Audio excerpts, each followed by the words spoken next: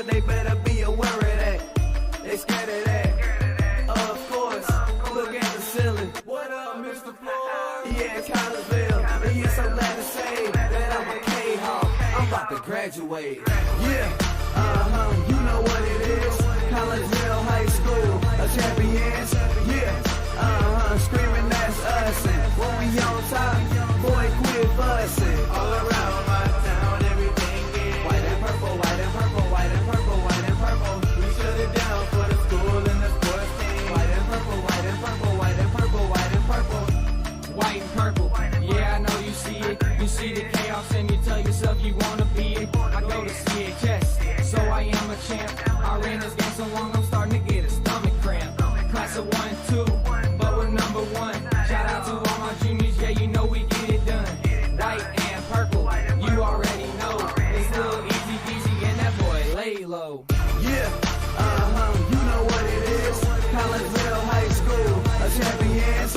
Yeah, screaming that's us. And when we on top, boy, quit fussing. All around my town, everything is white and purple, white and purple, white and purple, white and purple. We shut it down for the school and the sports team. White and purple, white and purple, white and purple, white and purple. I'm by my white and purple, Scarface and DJ Screw. We on the peak of the mountain, best at what we do. Yeah, we the champs, homie, but we ain't selling shoes. These boys bleeding purple, call us the chief and crew. They don't gotta do it big, cause I don't play with sports. I play my cards right. Now a good report. When Dub 12 comes, it's time to roll off. I'm in the back cause everybody rolling with me, K-Hawks. Yeah, you know what it is. Look, all the freshmen, all the fresh boys, High school champions. yeah, they know what it is. All around my town, everything is White and purple, white and purple, white and purple, white and purple. we shut it down for the school and the sports team. White and purple, white and purple, white and purple, white and purple. Yeah, you know what it is. Collinsville High School, a champions. Yeah, screaming that's us. And when we on top, boy, quit fussing. All around my town, everything is white and purple, white and purple, white and purple, white and purple. We shut it down for the school and the sports team. White and purple, white and purple, white and purple, white and purple.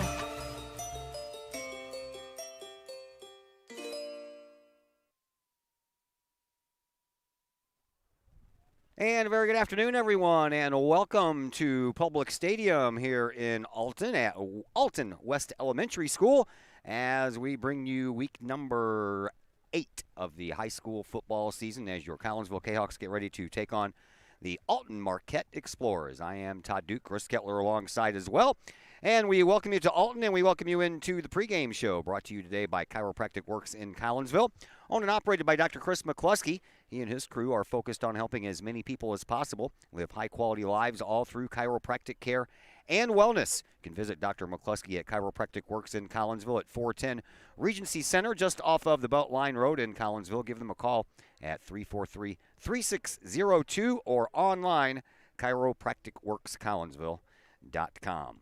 Well, the Kahawks come into this contest with an overall record of 6-1 under their first-year head coach, Colton Rhodes. Collinsville has already clinched a playoff spot for the 2021 playoff season. That'll be coming up in a couple of weeks, and they are trying now to win these last 2 games and maybe secure themselves a home playoff game, at least in round 1. Standing in their way, the Alton Marquette Explorers. They're having a rough year. They come into this contest 0-7 under their second-year head coach, Leon Meckelrath. And we'll see what goes on here today. Explorers went 2-4 in the COVID-shortened season last year. That was Meckelrath's first year, so he now is 2-11 in his first year plus. 0-7 season equals a couple of shutouts, 54-0 versus Nashville back on September the 24th, and 51-0 at Lutheran North last week. Their closest game was a 40-21 loss at Salem in week number 3. And during the season, Alton Marquette has been outscored whopping style, 359-68. Collinsville, they're coming off of their first loss of the year, 36-21 setback at the hands of Mount Zion on homecoming night. They snapped a season-opening 6-game win streak. First team to win the first 6 games out of the gate since the 1998 team. And as we all know by now, they won their first 8 games of the year. Chris Keller will bring you in now, and, we just got to get back on the winning track and forget about last week. Yeah, it was bound to happen. Going to get that first loss, got it out of the way. Maybe not the worst thing ever, but bad second half there for the Kahawks. Seemed like they were cruising for another win there up at the halftime. That's what I thought, really, didn't you? Yeah, I did. 21-9 at halftime, and, I thought, okay, we get the ball back to start the second half. Things are looking pretty good, but, boy, second half kind of backfired. Yeah, really backfired there. Mount Zion, it sounded like they had played one of their better halves, what their radio guys had said, and now we're back here in Alton. We're going to play a Marquette team, a smaller school. They haven't won a game yet, so all the homecoming stuff's out of the way. The Kahawks had an extra day with that, and with the extra day here playing on Saturday, so the schedule ended up syncing out the same. So hopefully we can get back here the winning ways and do some good here on offense here against a team that has given up a lot of points. Yeah, Alton Public High School, the Redbirds, played here last night, so that's why we couldn't do a game on Friday here against Alton Marquette, and it was not a good night for the Alton Redbirds either, as O'Fallon beat them 43-0. It is senior night here for the Alton Marquette Explorers. We are going to take our first break, and when we come back, I had a chance just a little while ago to catch up with Collinsville Kahawk Colton Rhodes. We'll bring that to you next on the Kahawk Sports Network. As the Director of Sports Medicine at Next Level Performance Institute, I oversee the care of all of our athletes, many high school, collegiate, and professional. Our goal is to help athletes stay on the field and maximize their performance. We have state-of-the-art diagnostic equipment where we can actually perform testing to get to the root cause of problems that could be getting in the way of athletic performance. When it comes to taking care of athletes, we take a full-body approach, whether it's musculoskeletal ailments, nutritional issues, organic issues such as headaches, sinuses, digestive issues. We have advanced training to where we can remedy health issues and return that athlete to play as quickly as possible. If you or your athlete are dealing with any kind of nagging sports injury and would like to see if we can possibly help, feel free to give us a call or come by the office anytime.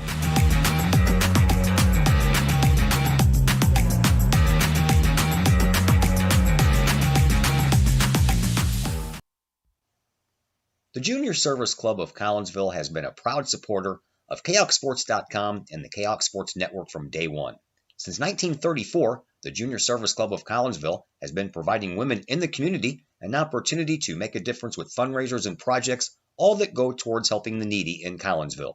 If you would like any information on any event sponsored by the Collinsville Junior Service Club, head to Facebook, type in Collinsville Junior Service Club, and then click on the event tab. We thank the Collinsville Junior Service Club for their continued support of the Kahok Sports Network and KahokSports.com.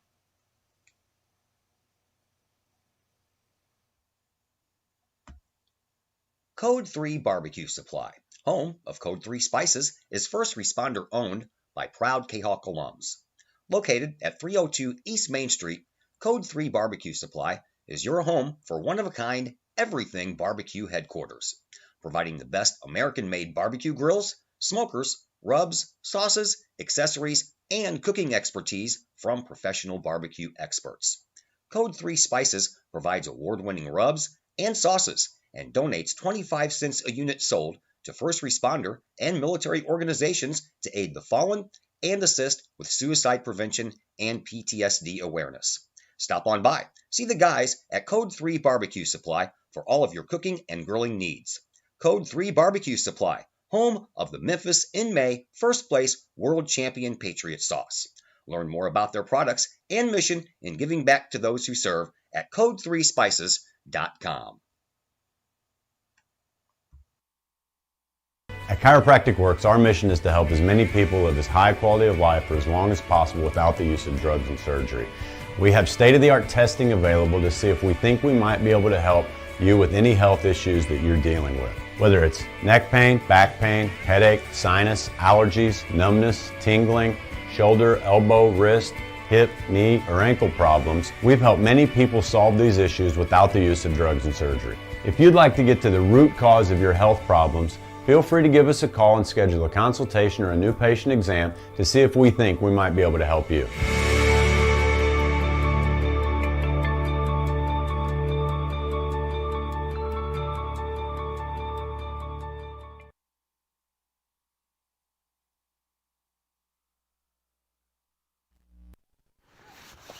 And we welcome you back into the Chiropractic Works pregame show here on the Kahok Sports Network as we are in Alton today at Public Stadium here at Alton West Elementary School. We are here because it is week number 8 of the high school football season, a little Saturday afternoon action between your Collinsville Kahawks and the Explorers of Alton Marquette. Joining us now, head coach Colton Rhodes of your Collinsville Kahawks. I hate to do this to you, man. You know we got to go back in time and talk about last week, right? Oh, yeah, I'm ready for it. All right, 36-21 loss to Mount Zion on homecoming night. Tell me your perspective of the game. I mean, we had a really good first half. We still had 2 turnovers in the first half. In the second half, we couldn't keep the ball in our own hands. So we kind of gave the ball away way too many times. We lose the turnover battle 5-0.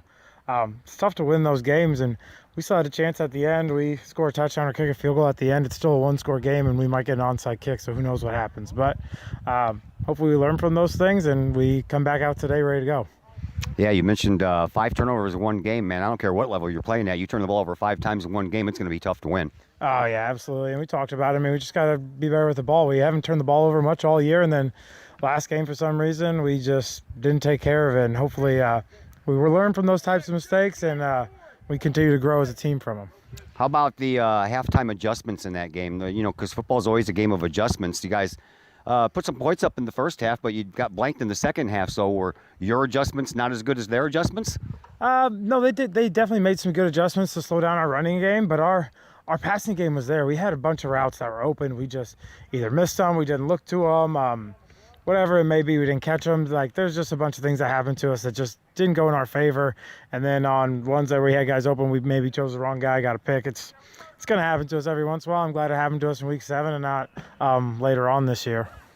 You were in unfamiliar territory kind of sort of there early in the game when you went down 9-7. First time you guys had trailed since week 2 against Triad, but it didn't last long, man. How about a 95-yard kickoff return for a touchdown by number 9? That was impressive. Yeah, I'm surprised they kicked to him. If I was the other team, I'm not kicking to him, but I'm going to keep putting him out there, and if they're going to keep kicking to him, I'll keep saying thank you, that's for sure. Richardson went over 1,000 yards during that game for his season thus far. First time since 1999 that the Collinsville Kahawk has had a running back over 1,000 yards. Kind of cool. Yeah, no, that's awesome for him. I'm happy for him. Happy for the offensive line too that are blocking for him. They should get some of that credit too, because it's nice to be the guys that are leading the way for a guy like that too. All right, so what is it that what we've learned from the Mount Zion game that we can take into this game? Just hopefully that we gotta play ourselves, even when we're losing, even if things aren't going our way. We can't get in our heads, can't get on frustrated. The game's still going on. We got to take care of the ball and do the little things. Every play doesn't have to be a home run play.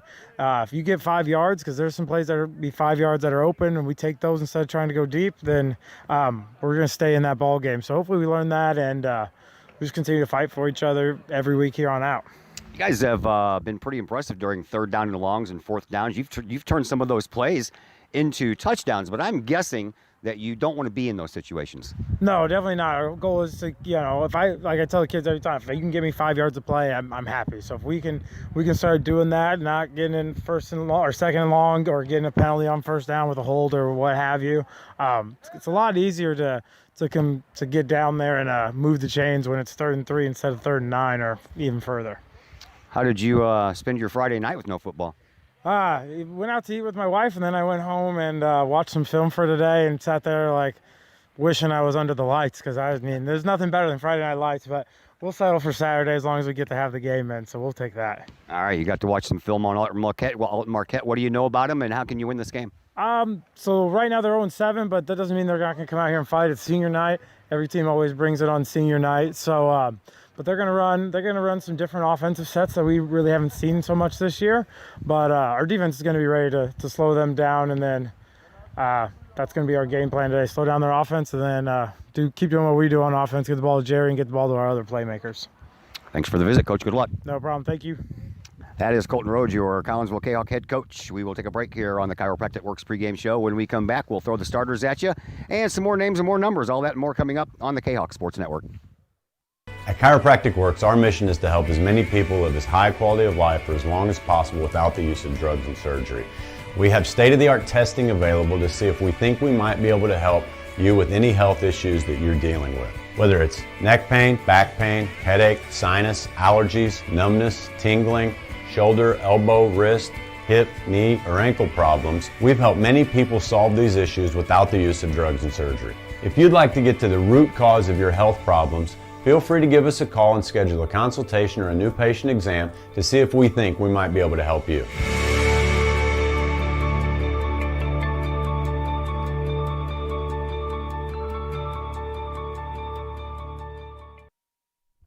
Pace Design and Construction in Maryville. Whether building a new home, making an addition to the home you currently own, or finally getting around to that remodeling job you've been putting off, Pace Design and Construction in Maryville can help. Pace Design and Construction is a building and remodeling contractor you can trust. They provide the highest quality, they are dedicated to their customers, and are committed to completing your project on time and within budget.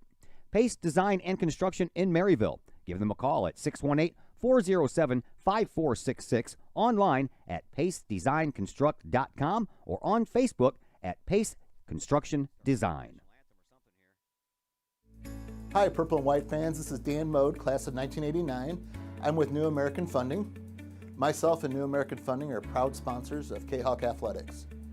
As we have great coaches at CHS on all the courts, fields, and tracks, we like to coach you through the home buying process and refinance process.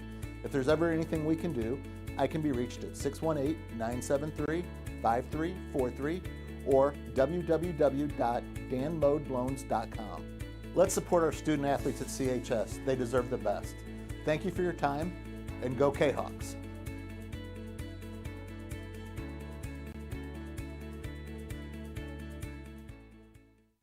Just because you can cut your own hair doesn't mean you should.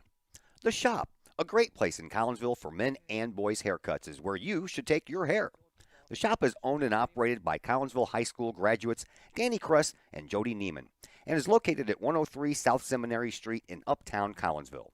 The Shop isn't just another place to get a haircut, as Danny and Jody take great joy in getting to know their clients and look forward to turning those clients into friends.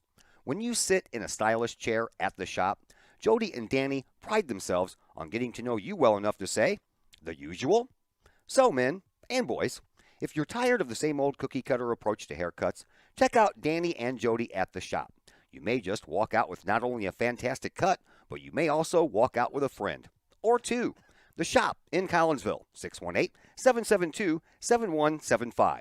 No appointment necessary. The Shop, 103 South Seminary in Uptown Collinsville. All Pro Tees in Caseyville is your place for custom apparel and has been for over 20 years now. Why? All Pro Tees can handle any size project, big or small, and they specialize in large group orders. At All Pro Tees, quality is number one on their list of priorities, as is evident by their excellent customer service. Do we mention All Pro Tees has over 20 years of experience? They can even help with fundraisers and event merchandising for your group. So for all of your apparel needs, for civic groups, sports teams, business outings, or even a family reunion, your apparel needs stop at All Pro Tees. All Pro Tees in Caseyville, right across the street from Kahok Stadium. Online at allprotees.com or on Facebook at All Pro Tees. Or call All Pro Tees at 344-2200. Do you have a big land improvement project that requires some outside help? Call Petroff Trucking Company. The Petroff Companies have been shaping the metro area since 1975. Family owned and operated, Petroff Trucking Company can do the job and do it right. Hauling, excavating, and grading, they do that and more. Petroff Companies also has roll-off dumpster rentals. They also specialize in dirt and rock sales. Petroff Trucking Company can help you develop your land for your needs. Petroff Trucking Company. Check out their website, petrofftrucking.com, or give them a call, 618-797-6100. Petroff Trucking Company, shaping the metro area since 1975. Collinsville High School alumni Stacy Lauenstein, CHS class of 91, Lisa Bassetto, Sarah Sulke, and Tracy Limp, CHS class of 94, Tony Geisen, CHS class of 96, and Kevin Robinson, CHS class of 99, want to wish all of our Kahawks a great year. We look forward to cheering you on and supporting you. Work hard on the court and the field, as well as in the classroom. Remember, once a Kahawk, always a Kahawk. Hashtag Kahawk Family. And once again, we welcome you back to Alton Public Stadium here on the grounds of Alton West Elementary School. My name is Todd Duke, Chris Kettler alongside as well, and we're about ready to go here between Collinsville and Alton Marquette. First thing you'll probably notice, for those of you that always watch, there's no scoreboard. I don't know what happened. I got on this morning to set everything up for this game, and all of a sudden I did not have a scoreboard, and I've uploaded a new version, and it still didn't work, and so here we are with no scoreboard. So we're going to do our best to remind you of the score as often as we can, and Chris Kettler is going to post it on the feed here after every score, so it's on there for you to see. But we'll try to get it figured out over the weekend. I don't know, it worked Thursday night for the volleyball game. That was like the only thing that worked Thursday night during the volleyball game, and now all of a sudden we don't have it. So we'll go along here and see what happens. Collinsville, well, Alton Marquette won the coin toss. They deferred, so Collinsville is going to get the ball first, and they'll trot out this offense. Number one quarterback, Colby Anderson, the 5'10", 185-pound junior. He'll be handing the ball off a lot today to number 9. That's our running back, Jerry Richardson. He is a 5'10" junior, 169 pounds. 4 wide receiver set. Travion Swagger, the 6'1", 180-pound senior. Darren Pinnell, the 6', 160-pound sophomore. Jeremiah Mosby, 6'2", 195-pound senior. And another sophomore, Ryan McIntyre. He stands at 5'8", 145. On the offensive line, you will find left tackle Kevin Mesa, a 6'3", 355-pound senior. Next to him on the guard is Max Link, a 5'11", 205-pound junior. Javier Oseguera is the center. He's a junior who stands at 6 foot 300 pounds. Dalton Hersey on the right guard spot, a 5'11 junior at 240, and Owen Stroud, a 5'10", 230-pound junior on the other end of the line. Here's the opening kickoff. We're underway. It bounces to Swaggart at the 15. He gets it across the 20, cuts across the 25, gets past a couple of more tacklers. Now he's on to midfield. He's got a host of blue shirts waiting for him. He stays in bounds and is finally brought out of bounds at the 25-yard line. What a great opening run by Travion Swaggart. Swaggart just takes up the middle. He had a lot of running room, cleared some spots there, got a good block around the 40. That really sprung him there, and then Marquette forced him out to the sideline there. He tried to tiptoe it to keep it in, but he goes out of bounds around the 24. A 60-yard kickoff return by Travion Swaggart has got Collinsville 1st and 10 on their opponent's 24-yard line. And now we'll see Colby Anderson come out. Colby on the year, 59 completions out of 111 attempts, 1,106 yards, 14 touchdowns to go along with 4 interceptions.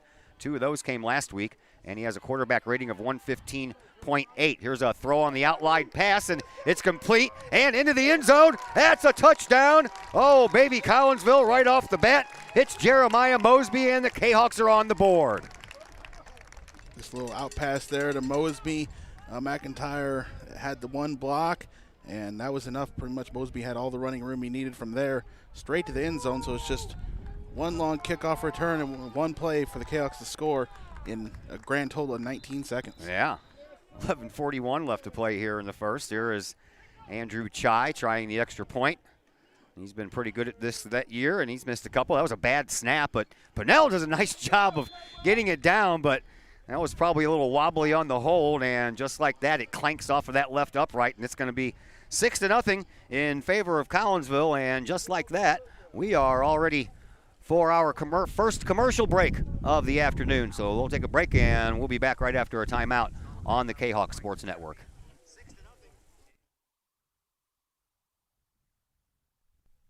Keep your ride shiny and clean with Extreme Details Vehicle Detailing in Collinsville. Extreme Details, owned and operated by former Kahawk Jay Merkel.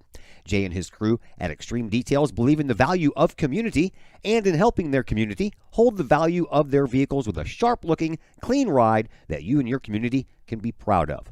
Extreme Details can handle any job, whether you drive a small car, an SUV, or even a bus or an RV. No job is too big or too small at Extreme Details.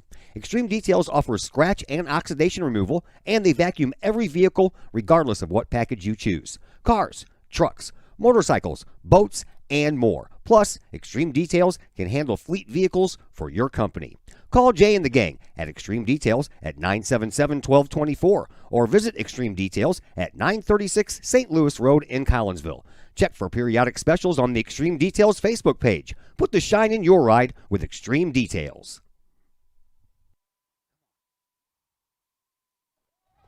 Back here at Alton Public Stadium, kickoff goes to the 20-yard line. Alton Marquette takes it from there. And getting up past the 30-yard line was Dorian Sykes for Alton Marquette. And the Explorers will start 1st and 10 from their own 32-yard line. And I got to tell you, I do not know much about Alton Marquette. They do not have any stats anywhere to be found on the internet. So your guess is as good as mine as who we're going to see trot onto the field. And as soon as we get a better idea who the quarterback is that big number 3? Michael Allen, 6'1", 200-pound quarterback, stands in shotgun. He has 2 running backs over his left-hand shoulder. And the snap and the handoff will go to one of those running backs. He tries the right side, and he is swarmed almost immediately. A slight gain of maybe a half a yard on that play on the carry by the running back, Jack Robinson. Robinson, a 5'9", 170-pound sophomore.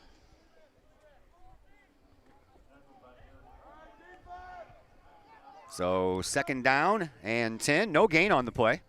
This time one lone running back on the other side, and Allen back to pass. He does, and he completes the ball, and he's immediately met by Jerry Richardson at the 30-yard line, and that actually is going to be a loss of about a yard and a half on the play after the pass was completed to Evan Norwood, but Richardson came in there to make the stop. Yeah, good one-on-one defense by Jerry out there. Located Norwood and knocked him back for a loss, so Marquette 2 plays and they're in negative yardage. Yeah, 3rd down and 12. Allen in shotgun once again, has a running back over his right-hand shoulder, high snap. Allen back to pass, steps up, runs into a wall of Kahawks, and the quarterback's not going down, but the whistle blows. That's a quarterback sack, and that'll be all the way back to the 26-yard line. So 3 plays and a net of -6 yards in Alton Marquette's first possession. Mike Allen trying to make moves up there, get some positive yardage. Ethan Bagwell gets first hand on him, and then he's swallowed up in there by Stuber. So punting time for Marquette. Max Cogan, a 6'10", 150-pound junior. He is their kicker. And back near midfield, Jerry Richardson for Collinsville. And if Marquette has seen any film, they'll know to kick it away from Mr.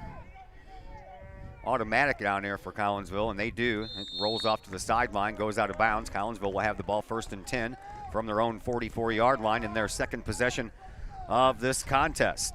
So a 60-yard, 65-yard kickoff return by Travion Swaggart. Immediately after, a 24-yard touchdown pass to Jeremiah Mosby, and Collinsville will only touch the ball on offense for the second play. Kahawks dressed in their white uniforms. White helmets with the Kahawk logo on the side. Numbers are in purple on the fronts and the backs.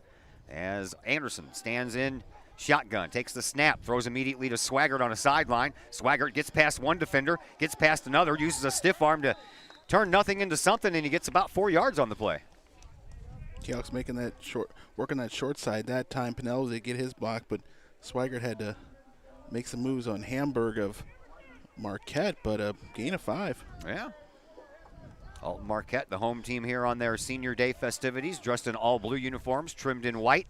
White numbers on the fronts and the backs. They have metallic silver helmets with a big blue M on both sides. And let me tell you, when the sun hits those helmets, it's a nice glare. Anderson in shotgun, hands the ball off to Richardson. Richardson comes around the left side. He's got some room. He's got a first down, runs into some resistance, and then goes down at the Explorers' 38-yard line. First down, Kahawks.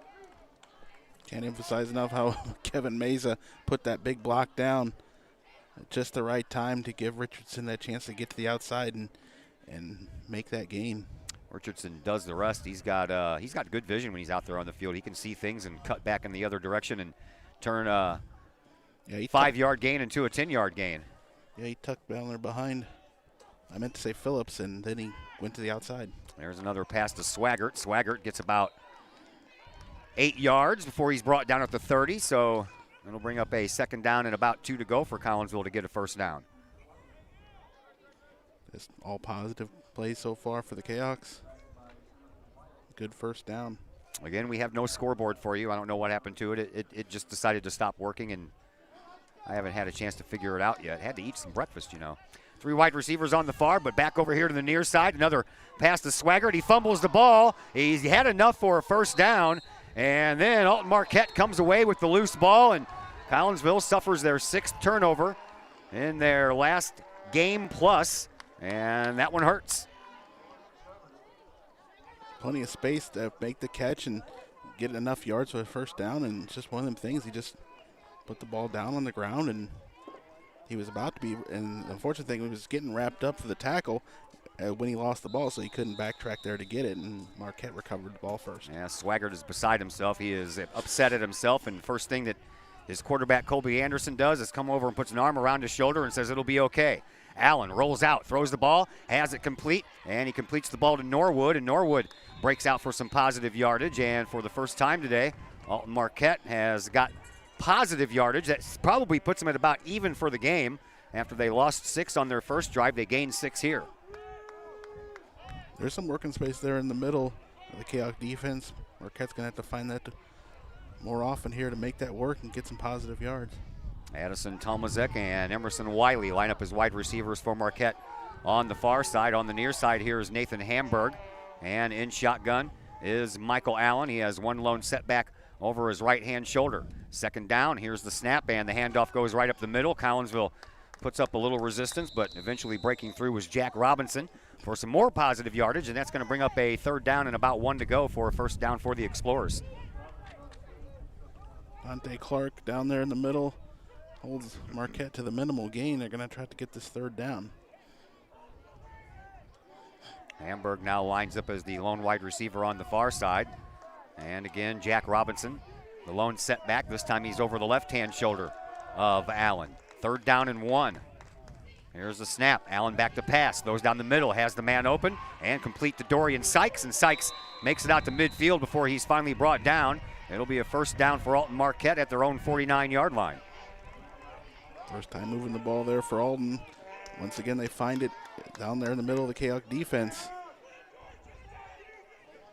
Alton Marquette doing a little hurry-up offense here, trying to catch the Kahawks off guard. Split backs on either side of Allen. 2 wide receivers far, 1 over here on the near. Here's the handoff, and it goes to Robinson. Robinson gets across the midfield stripe and into Kahawk territory. He'll be down at the 49, so it moves from the Alton Marquette 49 to the Kahawk 49.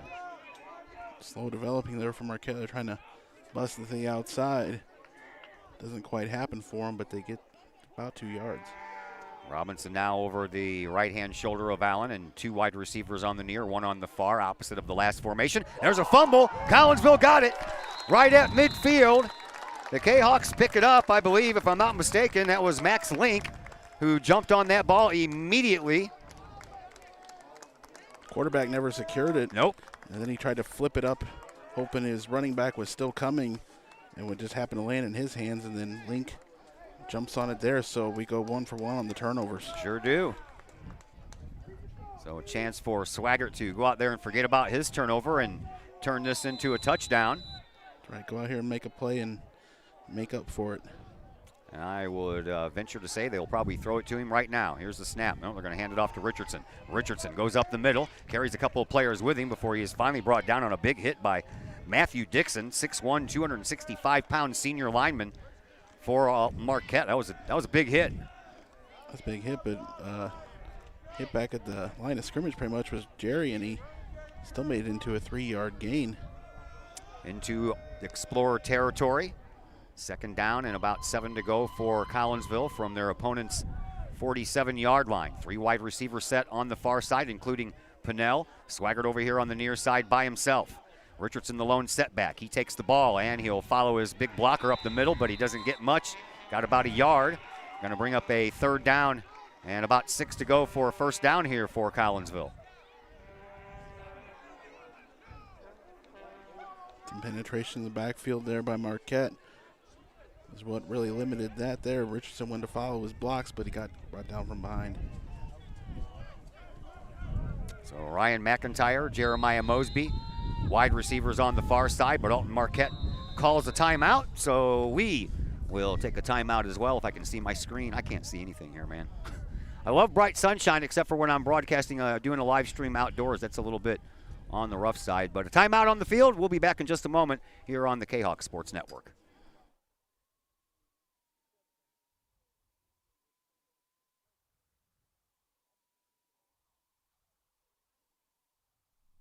Are the lights on your dashboard putting on a show? Bring it to Mike's Automotive in Collinsville. Mike's Automotive is also a T3 certified tire center. They can handle all of the basics like oil changes and tune-ups and the not-so-basics like complete engine rebuilds. Mike's Automotive also has 24-hour towing and has 3 locations, Millstadt, St. Louis, and in Collinsville. The Collinsville location is at 1150 St. Louis Road, just blocks from the high school. Or call 345-0611, online at mikesautomotive.net and Mike's Automotive on Facebook. Todd Duke, Chris Kettler back with you from Public Stadium here at West Alton Elementary School. 6-0 in favor of Collinsville. 4:56 left to play here in this first quarter. Handoff to Richardson, and he gets 1 more yard, and it's going to bring up 4th and 5. Yeah, nothing going there. That's just run up the middle and nothing more than maybe a yard. And the Cats probably going to go for this here on the 4th and 5 with this free possession here. They've done well on some of these 4th downs throughout the year, even gotten some touchdowns. Yeah, we talked about that with Coach Rhodes in the pregame interview, and now Collinsville's going to have to get 5 yards, and here's the snap. Anderson back to pass. He looks, nowhere to go, steps up, rolls out to his right, and he is going to have enough for a first down. Looking for Pinnell and Swigert there on the right side after they ran up about 6 yards in the play. The pass wasn't there, and good thinking on his feet there by Kahok quarterback Anderson. Picks up 7. Anderson's not afraid to run. He has done so 73 times coming into this game for 429 yards and 4 touchdowns. He has Pinnell and Swigert over here on the near side, and on the far side, Mosby and McIntyre. Here's the pass behind the line of scrimmage. You got to pick that up. And it's going to go down as an incomplete pass, but Pinnell still had to pick it up. Still a forward pass, so we'll call it incomplete.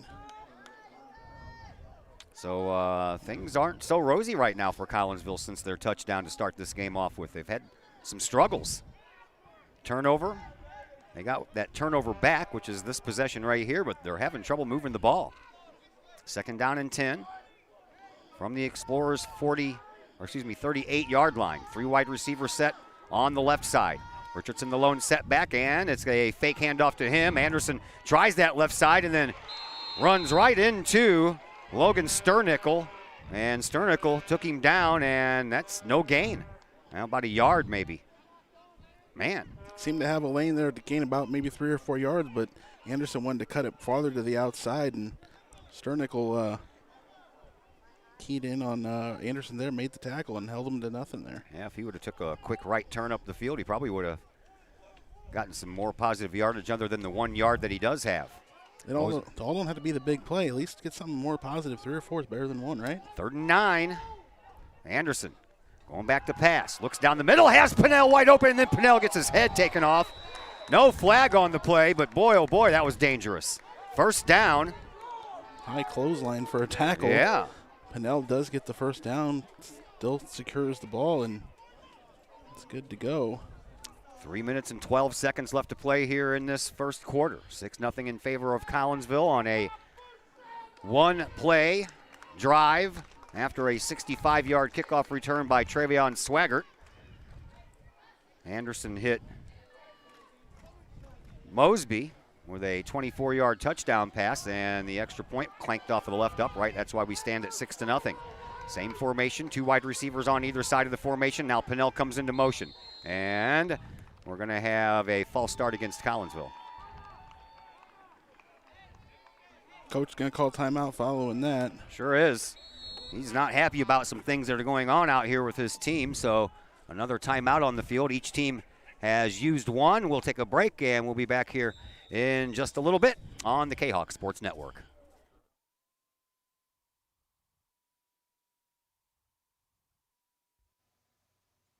The Collinsville Education Association is a proud supporter of KahokSports.com and the Kahok Sports Network. The CEA is your partner as they work to ensure quality education for our children. The CEA advocates excellence and equity in public education and represent over 400 educators in 11 schools in both Madison and St. Clair counties. For more information, you can visit the Collinsville Education Association's Facebook page or the CEA's website at collinsvillecea.org.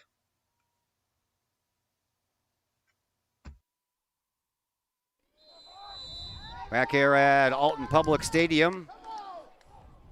And first down and 15, a sideline pass to Pinnell in the flats on the far side. Boy, that flag came in from way deep.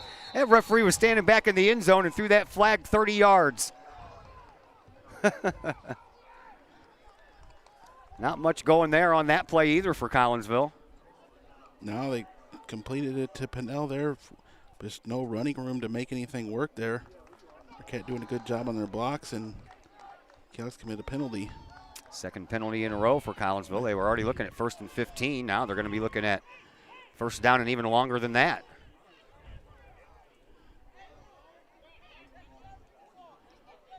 So the ball gets 20. moved back to the 40. They need to get up to around the 20 or the 19-yard line for a first down. We're going to call it first down and 22. 2:42 left to play here in this opening quarter. 6-0 for Collinsville, but the Kahawks are kind of stuck in a quagmire right now. They can't move the ball. They've been able to get the first downs, and they need them to keep this drive going so far, but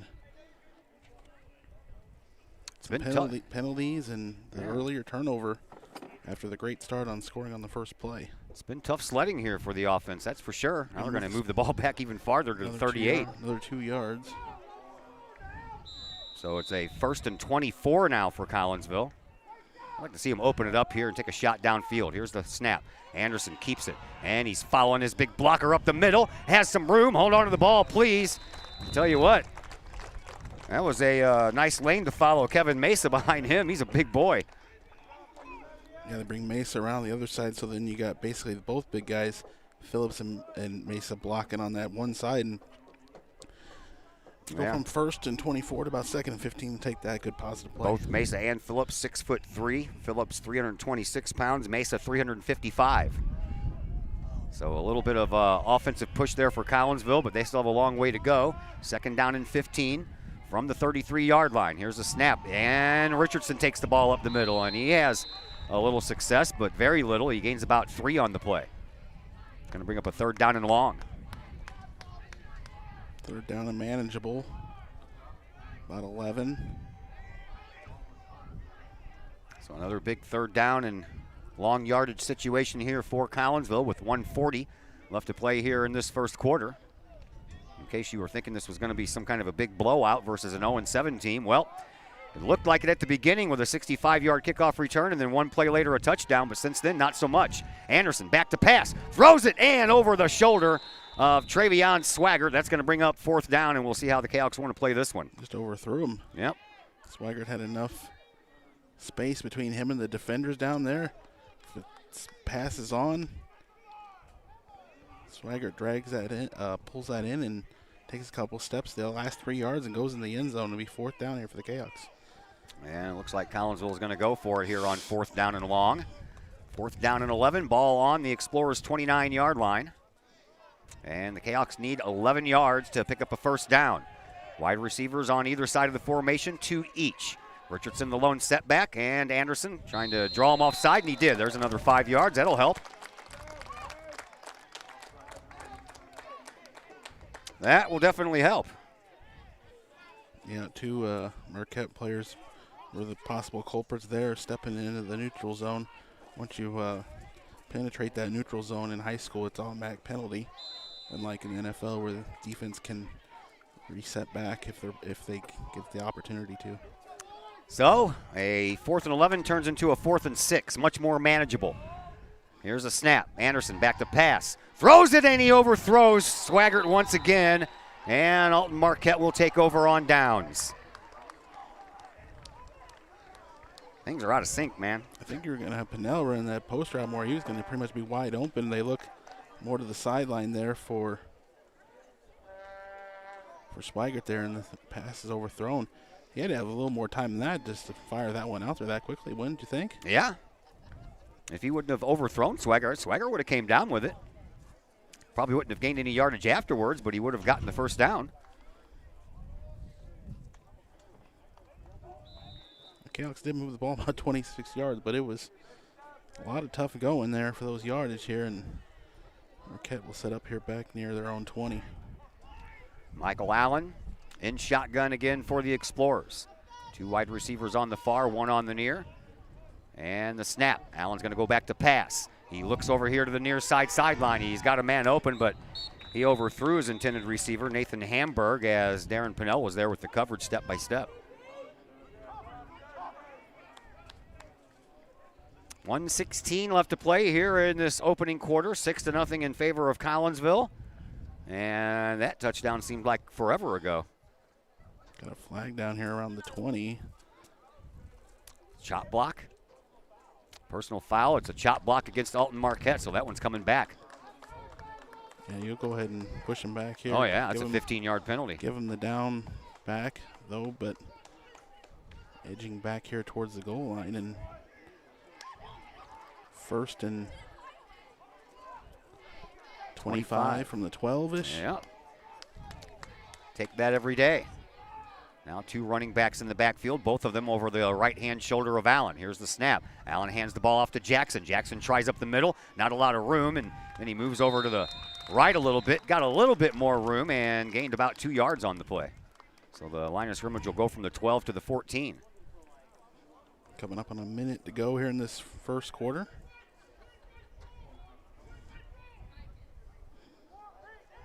Alton Marquette will have enough time for at least one more play here.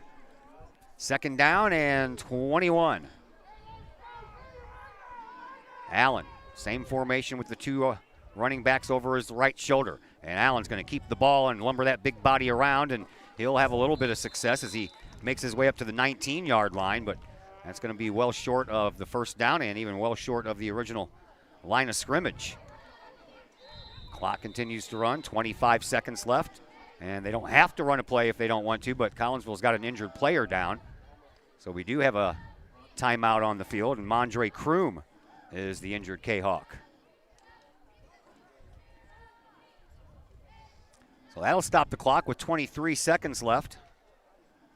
Play clock will be reset to 25. So again, Alton Marquette doesn't have to run a play if they don't want to, as the trainers from each side go out and tend to Mondre Kroom. We'll take a break and we'll come back in just a little bit here on the Kahok Sports Network.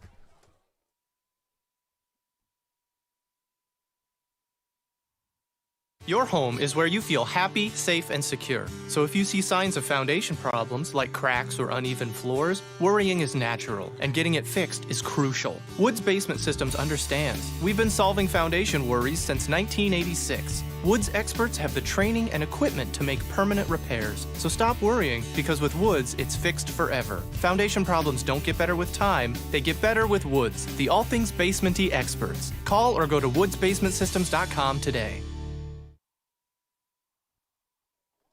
Mondre Kroom heads off the field under his own power, so that's nice to see. As we are looking at a 3rd down and 15 here for Alton Marquette. Well, on the clock here, Marquette, like I said, doesn't have to run a play, but looks like they very well might here. We've got 12 seconds to go. Yeah, 10 seconds on the game clock, 14 on the play clock, and they're just standing around, so looks like they are not going to run another play. So that'll be the end of the first quarter, and Collinsville, after a 65-yard kickoff return and a 24-yard touchdown pass, they lead 6-0, but it's been a little bit of a struggle here for your Kahawks, and we'll be back in just a moment on the Kahawk Sports Network. Drink it in. Powerful, vibrant, nutrient-rich fuel for healthy, active, experience-rich lives. Each ingredient chosen carefully, every blend crafted masterfully. Nurturing your passion, nourishing your purpose. So you can be your best self, live your best life, and rule the day.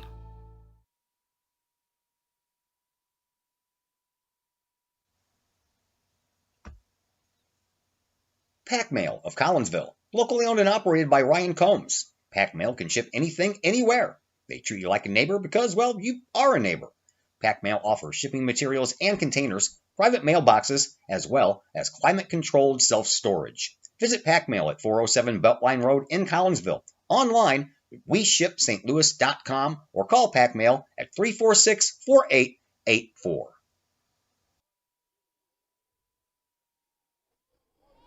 So we switch ends of the field, and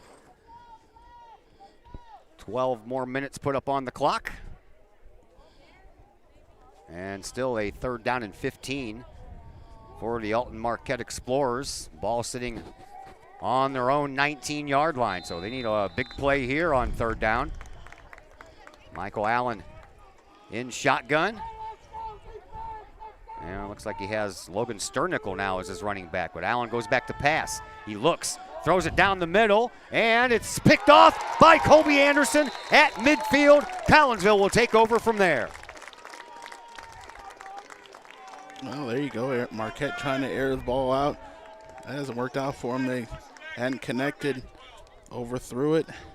And then now Anderson gets the interception here at midfield. Probably wouldn't have been much different than that if they would have held him and Marquette would have had to punt.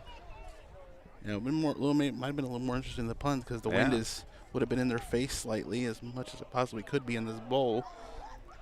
A little bit of a breeze here, but not much. Flags on the goalpost are moving. And now Collinsville will take over. Anderson hands the ball off to Richardson. Richardson tries around that right side. He's got some room and then takes a couple of tacklers with him into Explorer territory down at the Alton Marquette 40-yard line. Gain of 10 right away. Chaos get the 1st down. Richardson really had only had that one play, been able to bust it out to the outside. That's what he likes to do, get the outside and get some running room. Well, the Tigers are still losing. Now it's 34-14. Coach just blew off the chair. Oh. Here's Anderson, back to pass. Pump fake, throws down the sideline, looking for Swaggart, and just overthrows him again. Boy, they are just off on that connection between Anderson and Swaggart. Swaggart, if he would have caught that one over his shoulder, he would have been gone.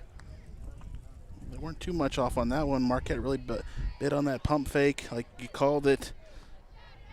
They've connected on those many a times. I think there's one pretty similar to that in the Alton game here, wasn't there? Yeah. Yes, there was. So, 2nd down and 10 after the incompletion. Swaggart again lines up on the far side. 3 wide receivers here on the near side. Mosby, McIntyre, excuse me, and Pinnell, but the handoff goes to Richardson. He's trying the left side, turns it upfield, and takes it close to where he needed to get for a 1st down. And it looks like he might have got just enough, and that maybe will move the chains. Yeah, he did there. He got that 1st down. McIntyre with that last block to let Richardson complete his sojourn there to the outside. Sojourn, huh? Yeah. Richardson came in with 1,009 yards of rushing, 314 receiving. He came in with 1,323 all-purpose yards, and he's adding on to that today. Richardson lines up as a slot receiver over here on the near side, empty backfield, and now Richardson into motion. Pitch goes to him, and around the right side, he's going to run out of room, but he still manages to turn something into nothing and takes out the referee right along with him. The referee already threw a flag down before that.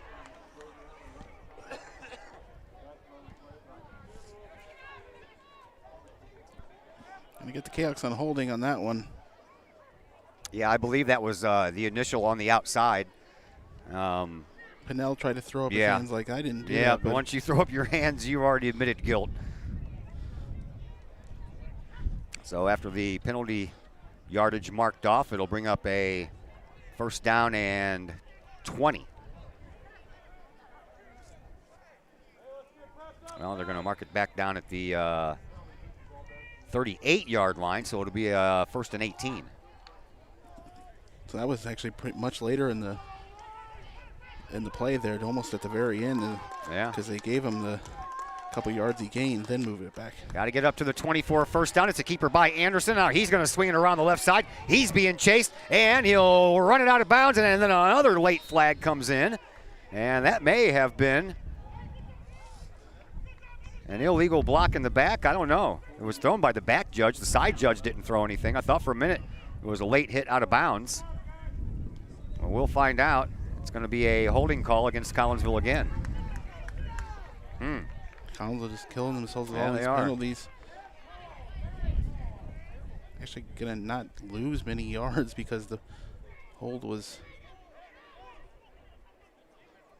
way up the way up the play there. Collins only actually loses about a yard. Yeah.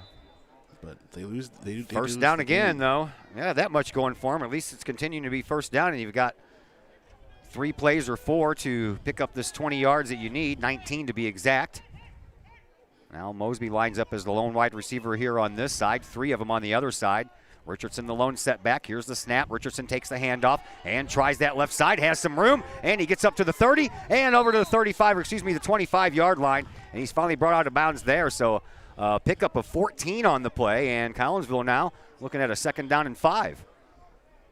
He could have just stayed right there with Mesa or with Phillips behind him, try to get the blocks of yards, but he did find some chance to get to the outside, get the Kahawks up to the 25.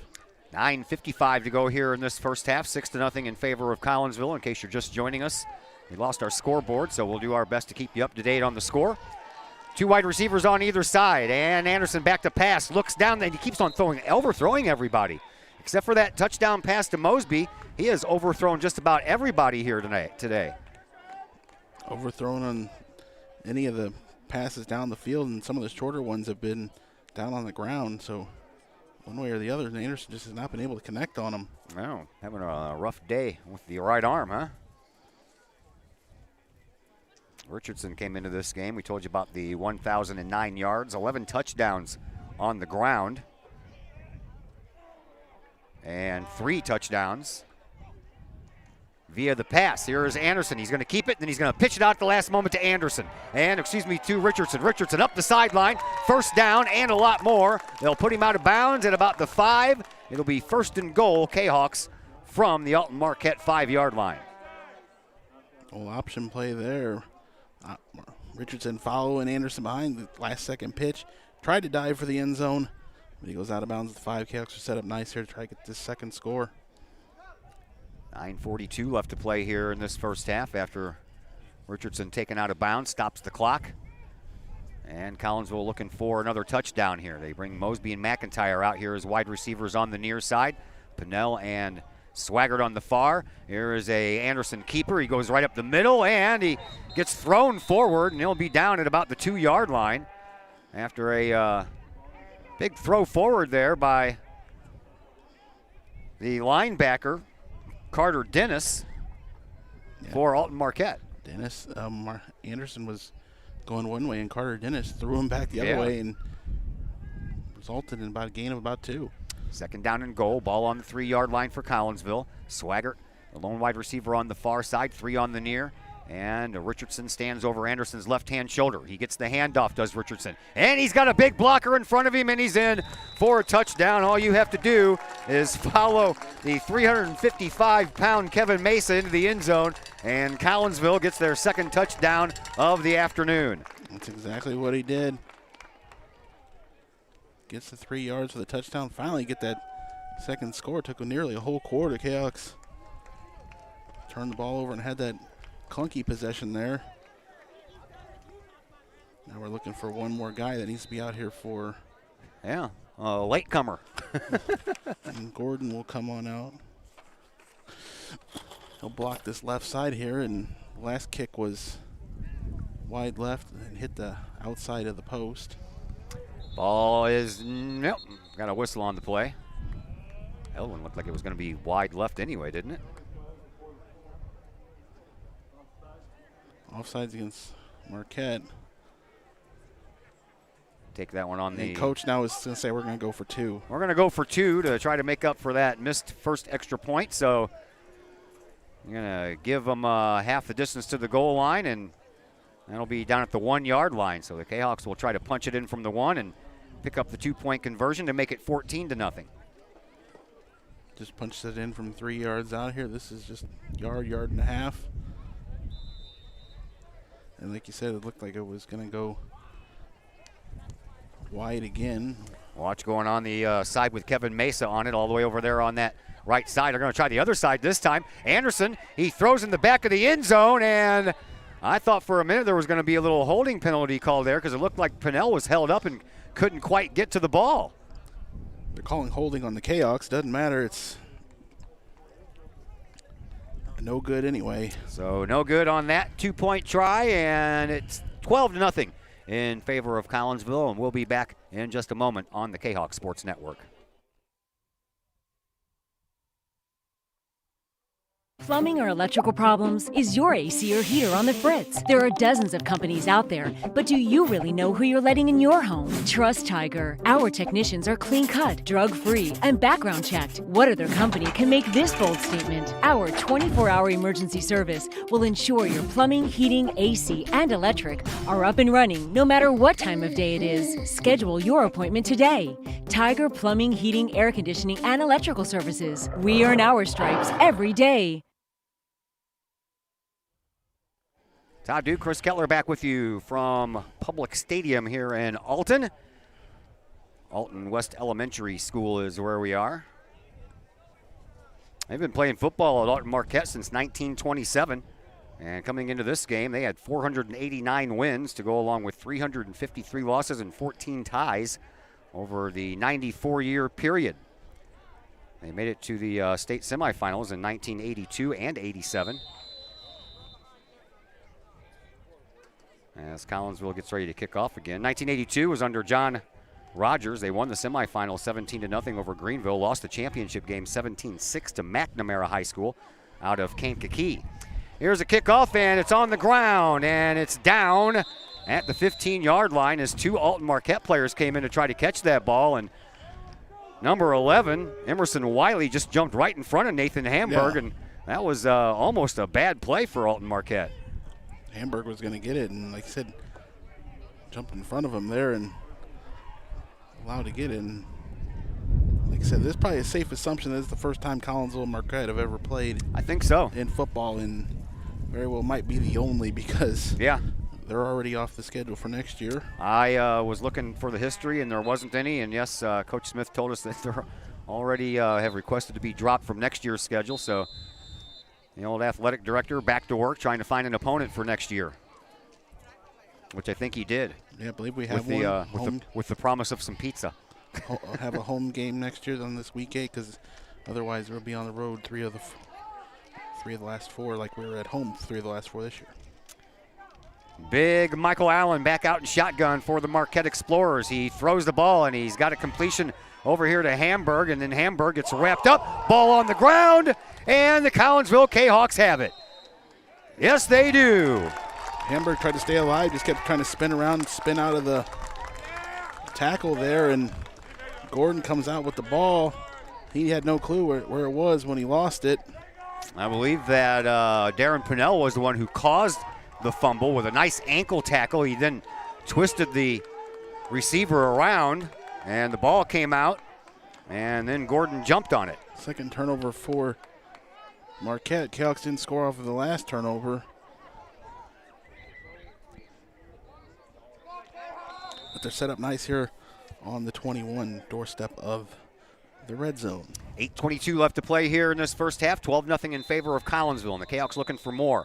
1st and 10 from the Alton Marquette 21-yard line, and a timeout on the field again. That's the second Alton Marquette timeout, so we'll take a quick break as well, and we'll be back here in just a little bit on the Kahok Sports Network.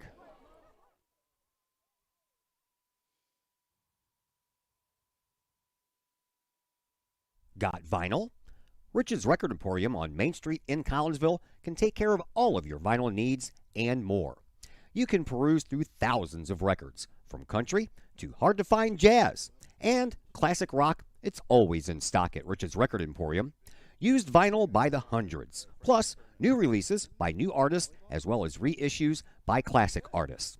Don't forget to check out the audio room at Rich's Record Emporium. There, you can test out all the latest in audio gear, from top-of-the-line speakers to the latest in new turntables, plus amps, streamers, and all of the accessories like needles, belts, and more. While you're there, check out the music-related wall art, as well as T-shirts, record cleaners, and so much more. Plus, if you can't find it at Rich's, they will do their best to find it for you.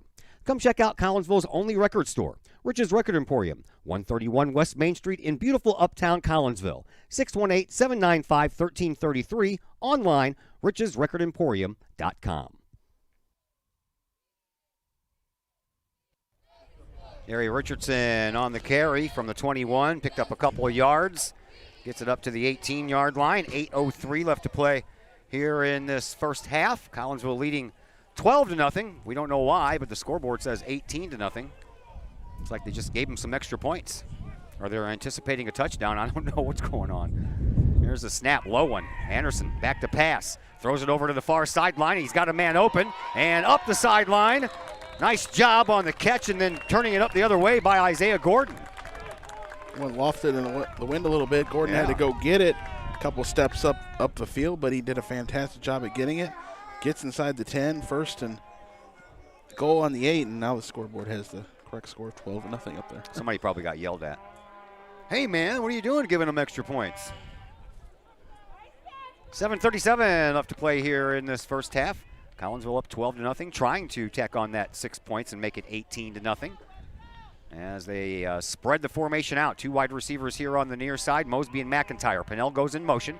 Another low snap to Anderson. Anderson rolls out to his left, throws, corner of the end zone, batted away at the last moment by Evan Norwood, as that one was intended into the corner for Darren Pennell. And if he wouldn't have batted that ball down, Pennell would have caught that in the corner of the end zone for a sure TD. Yeah, if he didn't eye Pennell there, he had McIntyre just a few more steps farther away. We put a little more air on it. Would have found McIntyre wide open there in the corner. So 2nd down and goal from the 8-yard line here for Collinsville. And again, Mosby and McIntyre line up over here on this near side. Pennell and Swaggart on the far. Richardson stands off of the right shoulder of Anderson. Here comes another rollout play. This time Anderson's going to keep it, and he's in for a touchdown. Colby Anderson, 8-yard touchdown run. Makes it 18-0 in favor of Collinsville. I like that option play where he pitched it out to Richardson before. That time Anderson cuts it in, follows the block, Phillips, and leaps a guy at the 1 to get in the end zone. So Andrew Chai on for an extra point try. He missed one on the first touchdown, clanked it off the left upright. Second time, went for 2 and failed. Now we're going to go for a traditional 1 again. As soon as we get all the players out there that we need. Another late arrival here. Marquette jumped off sides last time, and it worked out for him as Collinsville went for 2 and didn't get that. This is snap down, and that one's partially blocked. So the extra point struggles continue here for Collinsville, and it'll remain 18-0. 7:27 left to play here in this first half, and we'll take a break. Come back in just a moment here on the Kahok Sports Network.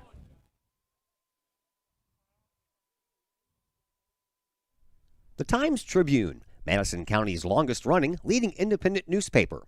The Times-Tribune covers Troy, Collinsville, Maryville, and all the villages and communities of Madison County. From area city halls to sports, including the Collinsville Kahawks and Unit 10 District News. The Times-Tribune covers that and more.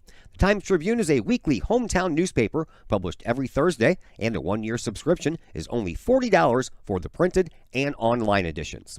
For more information, call the Times-Tribune at 618-667-3111, online at timestribunenews.com, or follow them on Facebook at Times-Tribune.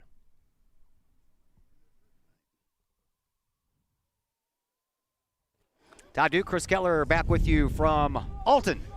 Beautiful day. Temperatures in the lower 60s. Sunshine wall to wall. For a little Saturday afternoon high school football, week number 8. Only one more week left. We'll be back at home next Friday night for senior night against Centralia. We have a busy week coming up this week. The only night that I do not have a game is Tuesday. Got volleyball on Monday, soccer from right here on Wednesday, more volleyball on Thursday, football on Friday, and most likely more soccer Saturday afternoon. Kickoff taken at the 10-yard line by Norwood, and Norwood gets all the way up to the 35-yard line. Pretty good run back there for the 6-foot, 185-pound sophomore from Alton Marquette, so the Explorers not too bad of starting field position here on this drive. Marquette's punted the first time and turned the ball over a couple times. They have not really got their offense going. They gotten with just the 1 first down. Then after they got that, they turned the ball over. Yeah. So defensively for the Kahawks has been pretty good. Blues open their season tonight and excited about that. Been waiting for a week since everybody else started on Tuesday, and The Blues, we have to wait even longer because it's an 8 o'clock start out in Colorado.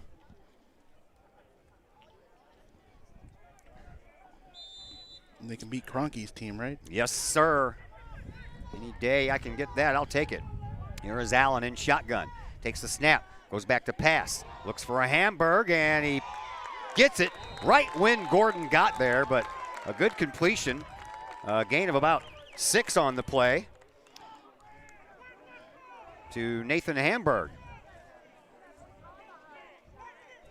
They got that play before, and then last time didn't take the yards they had, tried to stay alive and turn the ball over. Gordon was victimized last week by Mount Zion by giving their receivers too much cushion. He closed in quickly that time, right when the ball got there. There's a snap. Allen's going to roll out to his left, and he is not going to go anywhere.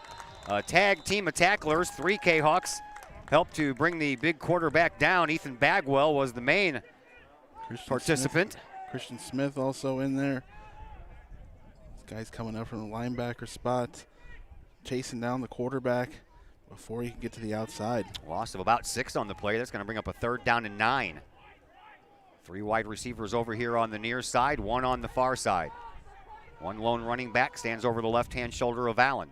Here's the snap. Allen back to pass again. He looks. Now he rolls out to his right, throws it down the middle, and he overthrows his intended receiver. Both Pinnell and the intended receiver, Logan Sternickel, had to jump way high for that one, and Sternickel did get a finger on it, but that's about all he could get.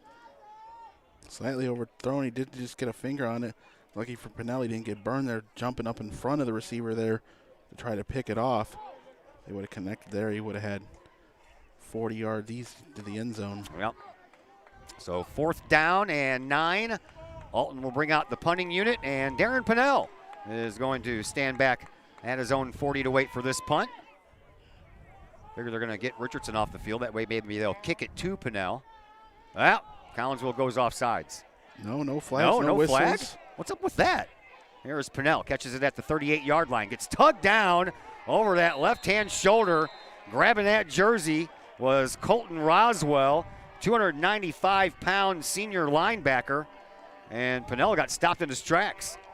I don't know if all the refs just happened to miss that. How could everybody miss that? Like I said before, it's not.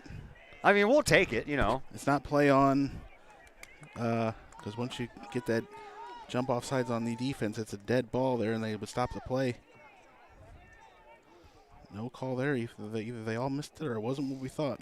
I guess somebody moved. Maybe they didn't jump into the neutral zone. Maybe they just took a step forward and didn't enter the neutral zone.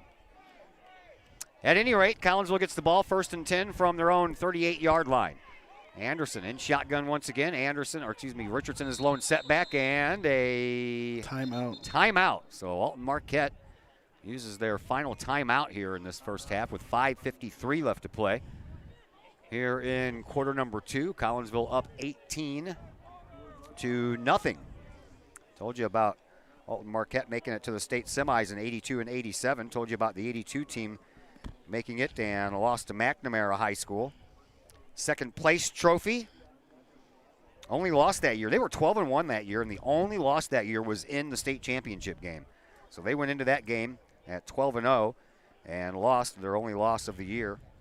And then in 1987, under John Waters, they lost the semifinal to Rockridge, and Rockridge then lost the championship to McNamara, 45-14. So all in all, for Alton Marquette, 25 appearances in the playoffs since the playoffs began in 1974, and 4 times they have gone to the quarterfinals, and 1 time in the championship. McElrath, by the way, he took over in 2020 for Darrell Angleton.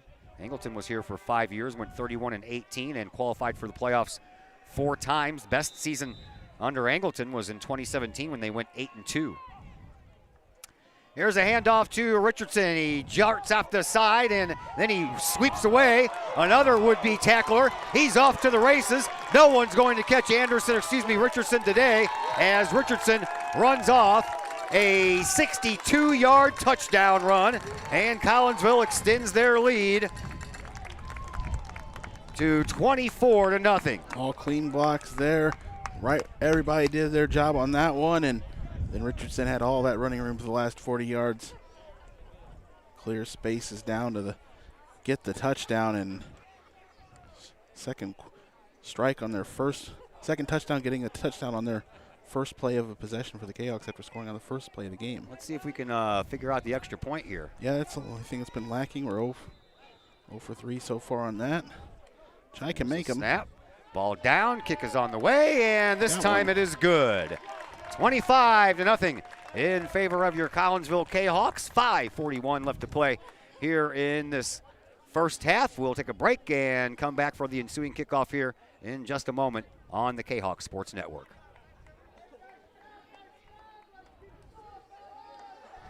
In times of financial uncertainty, how can you stay on track? Call on someone who's invested in your success. In Collinsville, that person is Jason Regg, your Collinsville Edward Jones financial advisor. Jason Regg will work to build a complete picture of your financial life, including your unique goals and passions. Jason Regg of your Collinsville Edward Jones office plays a big part in the community and the Collinsville Unit 10 School District with his Kahawk Educator of the Month award.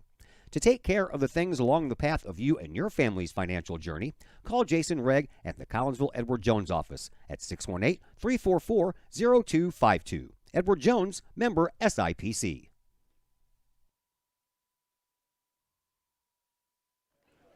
Todd Duke, Chris Kettler are back with you. We're at Alton West Elementary School, Alton Public Stadium. 25-0 in favor of Collinsville. Nice for Andrew Chai to kick one of those through the uprights and feel better about himself. And a kickoff will go high and deep at the 10-yard line. Picked up by Hamburg. He'll try it up the left-hand side, and he'll get up to the 30-yard line. So for the second series in a row, Alton Marquette, not too bad starting field position. Last time on their own 35, this time on their own 30. McIntyre made the shoestring tackle there to stop the forward momentum, get the offense out here now for Marquette. 5:36 left to play here in this first half. 25-0 in favor of Collinsville. In case you're just joining us, our scoreboard has stopped working, so we apologize for that. But all you got to do is look at the feed that you're watching, and yeah, you'll figure out the score. I'll tell you every once in a while anyway. 5:36 to go here in the second quarter. And again, Allen in shotgun. And he goes back to pass. Looks over here on the near side, and then almost got the ball swatted back into his face. And down goes the quarterback, and then in comes the flag, maybe for a little excessive celebration there, as coming up with the quarterback sack was Isaiah Norton. Now the referees want to talk about it. Clock still keeps going. Now they finally stop it. Yeah, they're going to get him on a celebration.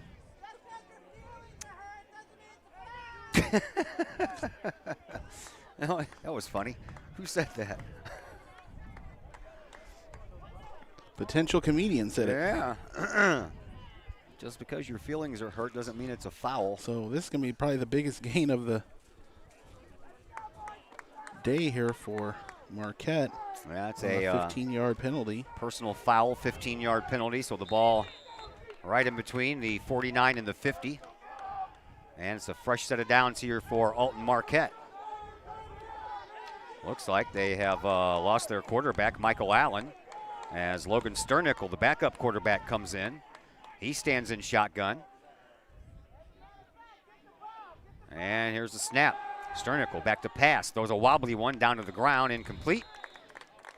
Allen comes right back on. I think his helmet went off during that play, so he has to miss the next play, and here he comes. Yeah, because he got hit up high.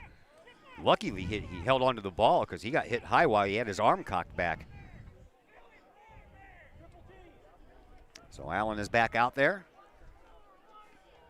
Three wide receivers on the far side. Tight end formation. One lone wide receiver here on this side. Allen on 2nd and 10. Takes the snap. Back to pass. Throws down the middle. Had a man open, and up to midfield it goes. And into Kahok territory at the Collinsville 49-yard line. It'll bring up a 3rd down and 3. Nearly overthrew him. Norwood just barely grabbed that one. It was a rocket coming through the middle there. And shotgun once again is Allen. There's a snap. Allen back to pass again and has a man open, but he dropped the ball. Damian Swaggart was there along with Ryan McIntyre, but Allen just threw that ball a little too quickly and threw it down at the ankles of the intended receiver, and that brings up 4th down. Alton Marquette's going to go for it here. Jack Robinson, the lone setback. 2 wide receivers on either side of the formation. Big 4th down play here. Collinsville Kahok fans trying to make some noise. Allen in shotgun, takes the snap, back to pass, looks down the middle, throws it down the middle, and he was initially stopped and didn't get the first down, but a second effort gives him just enough yardage to move the chains. And Nolan made the catch, and he wasn't going to have enough. He had to create some space, stay on his feet, do everything he can, and gets that extra yard or 2 for the first down. Kept those legs churning. 4:04 left to play here in the first half. 25-0 in favor of Collinsville. Alton Marquette with another set of downs. Here's the handoff. Goes to Jackson. Jackson skirts along the line of scrimmage and then gets dropped right at the line of scrimmage. No gain. Clark in there for the Kahawks. Staying with Robinson the whole time. Second down. Emerson Wiley lines up as a wide receiver here on the near side. Dorian Sykes in the slot. And Allen in shotgun once again. Takes the snap, going back to pass. Looks over on the far side, throws it over on the far side, but threw it behind the intended receiver, Hamburg. Overthrew him a bit there. Hamburg lost his feet, couldn't stay with it. Third down. 3rd down and 9. Explorers in Kahok territory, looking for their first score of the game. And after getting shut out last week 51-0, they're looking for their first score in 2 games. Allen in shotgun again, goes back to pass. Looks down the middle, throws down the middle, overthrows everyone. Closest one there was Pinnell, and that's going to bring up 4th down and 9.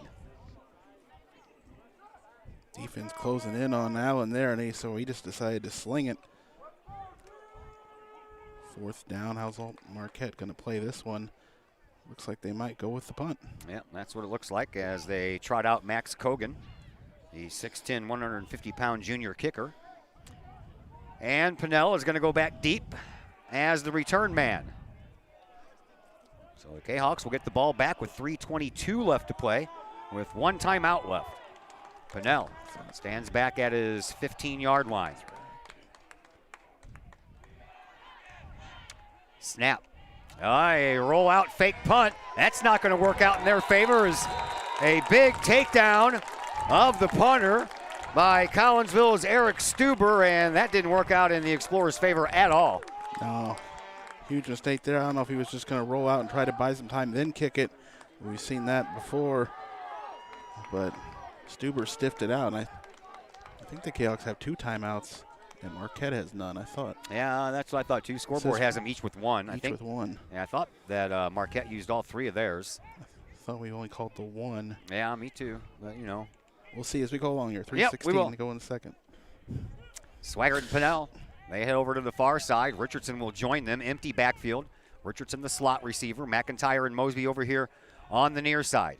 Anderson in shotgun. And a man in motion. Here's a snap. Back to passes Anderson. He looks. He throws it deep. Right side. Got a man open. Pinnell, touchdown! 38 yards. Strike. That was big. Another touchdown on the first play of the drive. Finally connecting on one of them long ones. Just a foot race out there. Kahawks outran all their guy defenders and just had to connect, and that's what happens there. Well, we don't have to worry about those timeouts right now, do we? No, you had plenty of time there. Only about 6 seconds that took. 31-0 in favor of Collinsville. Andrew Tryon trying to make it 32-0. Here's the snap. Ball down, kick is on the way, and the kick is good. 32-0 in favor of Collinsville here with 3:10 left to play in this first half. And Marquette will get the ball back after a timeout, and the ensuing kickoff will come your way next on the Kahok Sports Network.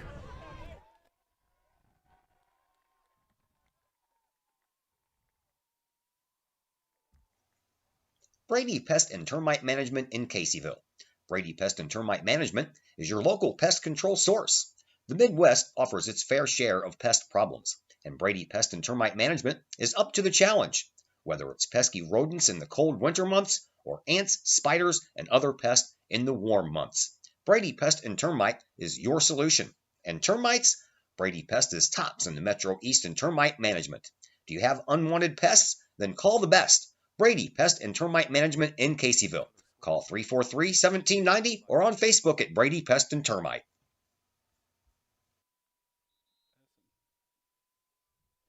Back here in Alton, Todd Duke, Chris Kettler along with you. 32-0 in favor of Collinsville. 3:10 still left to go here in this second quarter. As Andrew Chai gets ready to kick things off. Hamburg back deep, so is Evan Norwood. Pay attention to the upmen too in case it doesn't go that far. Dorian Sykes over here on this near side. Last few kickoffs, Marquette's got him up past the 30. Not much of a win to speak of right now as Chai puts a leg into it, pops it straight up end over end, and it's taken by Norwood again. And he gets across the 25, and he will not make it to the 30 this go around. Christian Smith and Eric Stuber in there, standing him up before he gets about the 28-yard line. 3:04 left to play here in this first half. It's been a long first half, hasn't it? Yeah, a little bit. Yelks have gotten some quick scores here.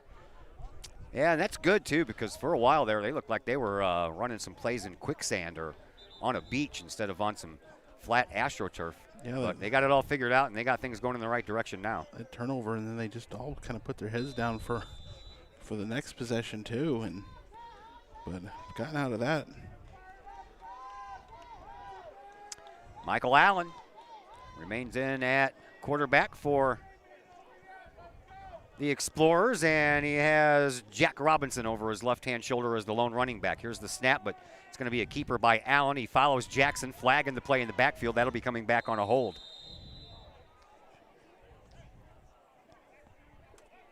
Quarterback's hard to bring down. He's got about 5 yards, but it's not going to count. He's a big dude. Not going to count anyway. Yeah, he is. I understand that we have some folks out in Las Vegas that are watching us. So, well, they're having too much fun. I am glad to hear that we have some Vegas folks watching us in the middle of the daytime when normally everybody in Vegas is asleep. Oh, are they? I thought you were talking about somebody just out there on vacation. No, we got some folks that live out there, I guess, that are watching Kahok football on the old Kahok Sports Network. So we appreciate everybody that's watching, no matter where you are. I know that we got some folks that are relatives of the players from out of state. Got some folks watching in Texas, Arkansas, and this is, I think, the first time anybody's ever told me that we've had somebody watching us from Vegas, from Nevada. Well, that's a big penalty, isn't it? I forgot to look at what the call was. I thought it was holding, but that is a lot of yardage tacked on there for a holding call. Yeah, that's what happens in high school. They mark that off from the spot, so if it's 5 yards behind the line of scrimmage, it's going to be like a 15-yard penalty. It is. First down and 26. Actually, it was a 16-yard penalty. So Allen and his Explorers have a long way to go. 2:59 left to play here in this first half. Allen's going to keep it again. He goes up the middle, and a gang tackle of sorts as he was brought down. Devin Habermail was in there with help on that tackle. Number 99, Wayne Gretzky's old number. Yeah, freshman's been out there on the defensive line here today. Doing a good job. Kahawks are trying to keep Colby Anderson and Jerry Richardson off of the defensive side of things. Keep them fresh for the offense as we have one more week to play after this in the high school football regular season. Here's Allen in shotgun once again. 2:21 left to play here in the second quarter. Allen immediately throws it to the far sideline, and he finds Dorian Sykes, and Sykes gets taken down after he gets a couple of yards, so it's going to bring up a third down and a very long, about 18. Yep, Pennell back there making the stop. Ball on the 21, or excuse me, ball is on the 18, and still 3rd and 21. So 2 quarterback runs, and then a little sideline dump-off pass that's not going to get you much yardage. So now it's 3rd and 21. Alton doesn't get the ball here to a first down marker, then Collinsville's going to get the ball back in really decent field position with a little less than 90 seconds to play, and that's exactly what's going to happen as a big takedown there of Robinson, and it'll bring up 4th down. Thomas Kohler there. Surprised Canucks aren't going to call a timeout. I'm surprised too. Give them more time to work with. Clock down to 1:08, and the play clock still at 30 seconds, so Alton Marquette can waste a lot of this time. And they can take this down to about 37 seconds. Pennell stands back in Explorer territory. And there's the snap. Kick is end over end, right to Pennell. He's across the 40, heads toward the sideline, over the 35, at the 30, and gets pushed out of bounds there with 40 seconds left. Collinsville just needs to travel 30 yards to put some more points on the board. Could have saved some time, too, by calling the timeout, but 40 seconds to work with. Ain't got far to go. We think we have 2 timeouts left. Yeah, that comes into question again now, doesn't it? Comfortable lead. If nothing else, maybe you just satisfy for a long field goal try to get back them all in mixed extra points. And the Canucks will get the ball to start the 3rd quarter. Empty backfield, 3 wide receivers over here. Or Marquette will. 2 on the far side. Anderson back to pass. He's got a scramble, steps up, gets out of the harm's way, and he's off to the races. Across the 20 and out of bounds at about the 12-yard line. That'll stop the clock, and that was a late hit over there. And no flag on the play. Now, one comes in real late. That was thrown by the head referee all the way back at the 40-yard line. Our guy, Colby Anderson, is the guy who was pushed up out of bounds late, but Marquette player took the worst of it, and they're going to have to come down and check on him. Canucks are going to have this down around the 5-yard line. Yeah, after the penalty is tacked on, and the player that's hurt is out of bounds. So a personal foul, I'm guessing late hit out of bounds, called by the referee. And the Alton Marquette player, Jacob Begnell, gets up. He appears to be okay, but he's probably embarrassed that he got a 15-yard personal conduct penalty thrown his way. So after they mark off this yardage, Collinsville is going to have a 1st and goal. Spot the ball at the 6. So let's try some cracks here at the end zone, nothing else. Could settle for the field goal if we have to. Yeah. 32 seconds left here in the 2nd quarter. Collinsville will have the ball 1st and goal from the 6-yard line. We think they have 2 timeouts, but there's only 1 on the clock, so we'll figure it all out here in a little bit if necessary. Jerry Richardson stands over the left-hand shoulder of Colby Anderson. Here's the snap, and Anderson's going to follow, and he runs into one, bounces off another, and down at the 2-yard line. Collinsville is going to have to call a timeout to stop the clock. 20 seconds, and Colton Rhodes puts up his hands for a timeout, still trying to get it called. Clock continues to run. And now they finally get the attention of the referees to stop the clock with 12 seconds left. There's a late flag that comes in. Coach wasn't very adamant about making the call for the timeout. Then they got it. Then the clock ran about another 3 seconds. And then some flag comes flying out. Sportsmanlike on Marquette. Yeah. So that's going to bring a half the distance to the goal line, which would put it at the 1. Probably need to at least put 3 more seconds on this clock. They were definitely signaling for it around 15. I thought Coach could have done a better job at around maybe. He won the timeout about 22, but just kind of stood there. I think he was trying to signal it to his players so his players could call it. You don't really see that. I mean, players not much, yeah. Call timeout. Even in basketball, players call timeout, but that's basically rare. So the Kahawks will have the ball. 2nd and goal from the 2. Pennell and Swaggart on the far side as wide receivers. Mosby and McIntyre over on this side, but I would imagine you're either going to see an Anderson run or a Richardson run.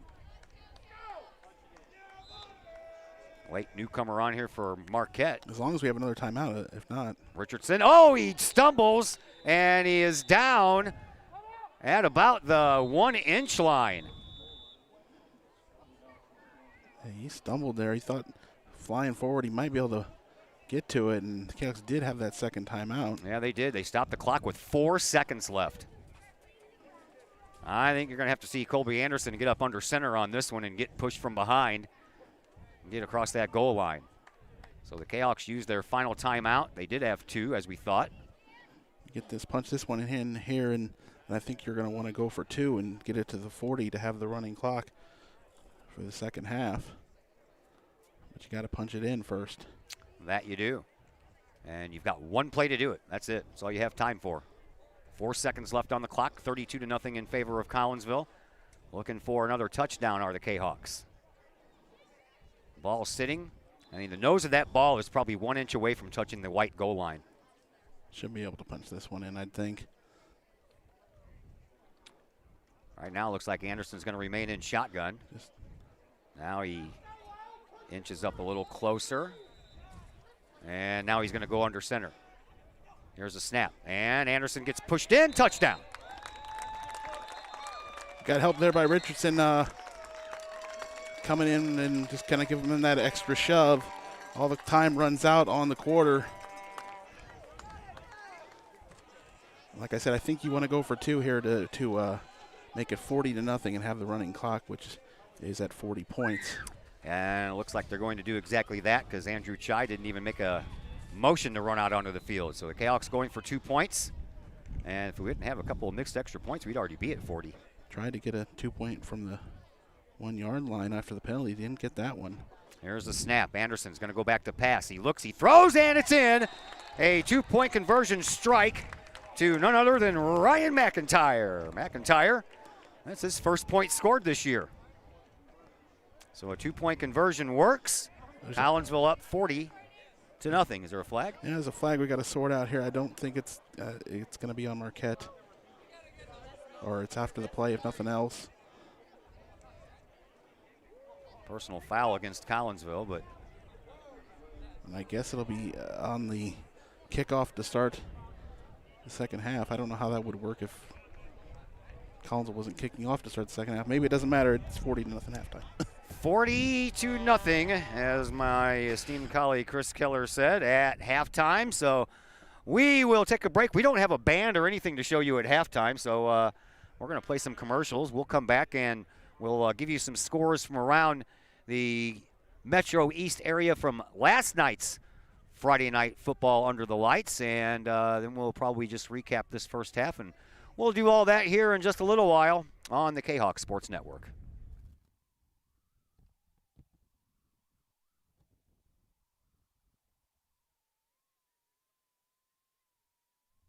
Just because we're adults doesn't mean we don't have toys, am I right? If your adult toys consist of boats, campers, or RVs, then you need to call the GASA storage team of professionals. Winter weather in the Midwest can be quite harsh, and finding a place to properly store those expensive toys for winter can be just as rough as a Midwest winter. That's where the GASA storage team comes in, with outdoor self-storage and covered storage for your toys. They even have tractor-trailer parking. Conveniently located at Horseshoe Lake Road and 111 in Pontoon Beach. GASA Storage, for the safe storage of all of your toys. Contact the GASA Storage team, gasastorage@gmail.com, or call today, GASA Storage Team, 618-797-6100. Calling all sports fans. Looking for a great place to watch the game with your crew? Look no further than the Lucky Fox Sports Bar in Caseyville. The Lucky Fox shows Collinsville Kahawk sports on the big screen, plus UFC fights, boxing, Cardinals and Blues, and all of the NFL games with the NFL ticket and enough TVs that you'll be sure to find the game you want. And the food? How about Taco Tuesdays, Wing Wednesdays, plus burgers, sandwiches, pizza, steak, and more, including great drink specials and the coldest brew in town. And don't forget to try your luck at the Lucky Fox Gaming Room. Dine in and catch a game, or order carryout with the Lucky Fox Sports Bar, 1101 Caseyville Road, right across the street from Kahok Stadium. Open daily at 11 a.m. Check out the Lucky Fox Facebook page for daily specials. The Lucky Fox, 618-855-9500.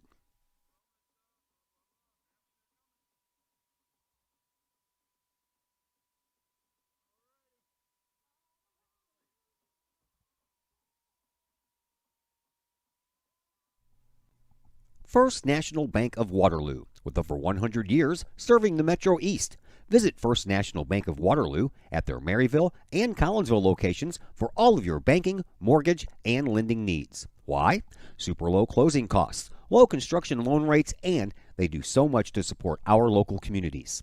When you need a loan, call the Collinsville team at First National Bank of Waterloo at 618-345-1121 or visit their Maryville and Collinsville locations or online at fnbwaterloo.bank.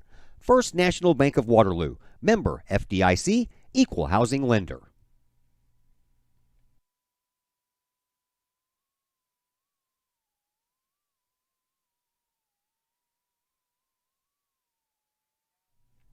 Projects in and around your home can be daunting and overwhelming.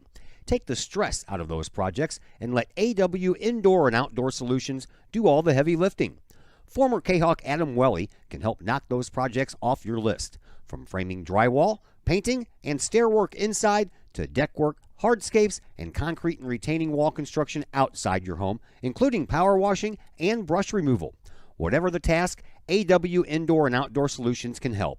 Call Adam Welly for a free estimate at AW Indoor and Outdoor Solutions, 314-252-8010. That's 314-252-8010.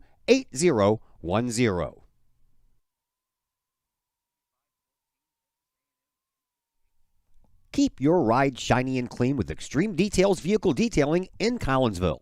Extreme Details, owned and operated by former Kahok Jay Merkel. Jay and his crew at Extreme Details believe in the value of community and in helping their community hold the value of their vehicles with a sharp-looking, clean ride that you and your community can be proud of.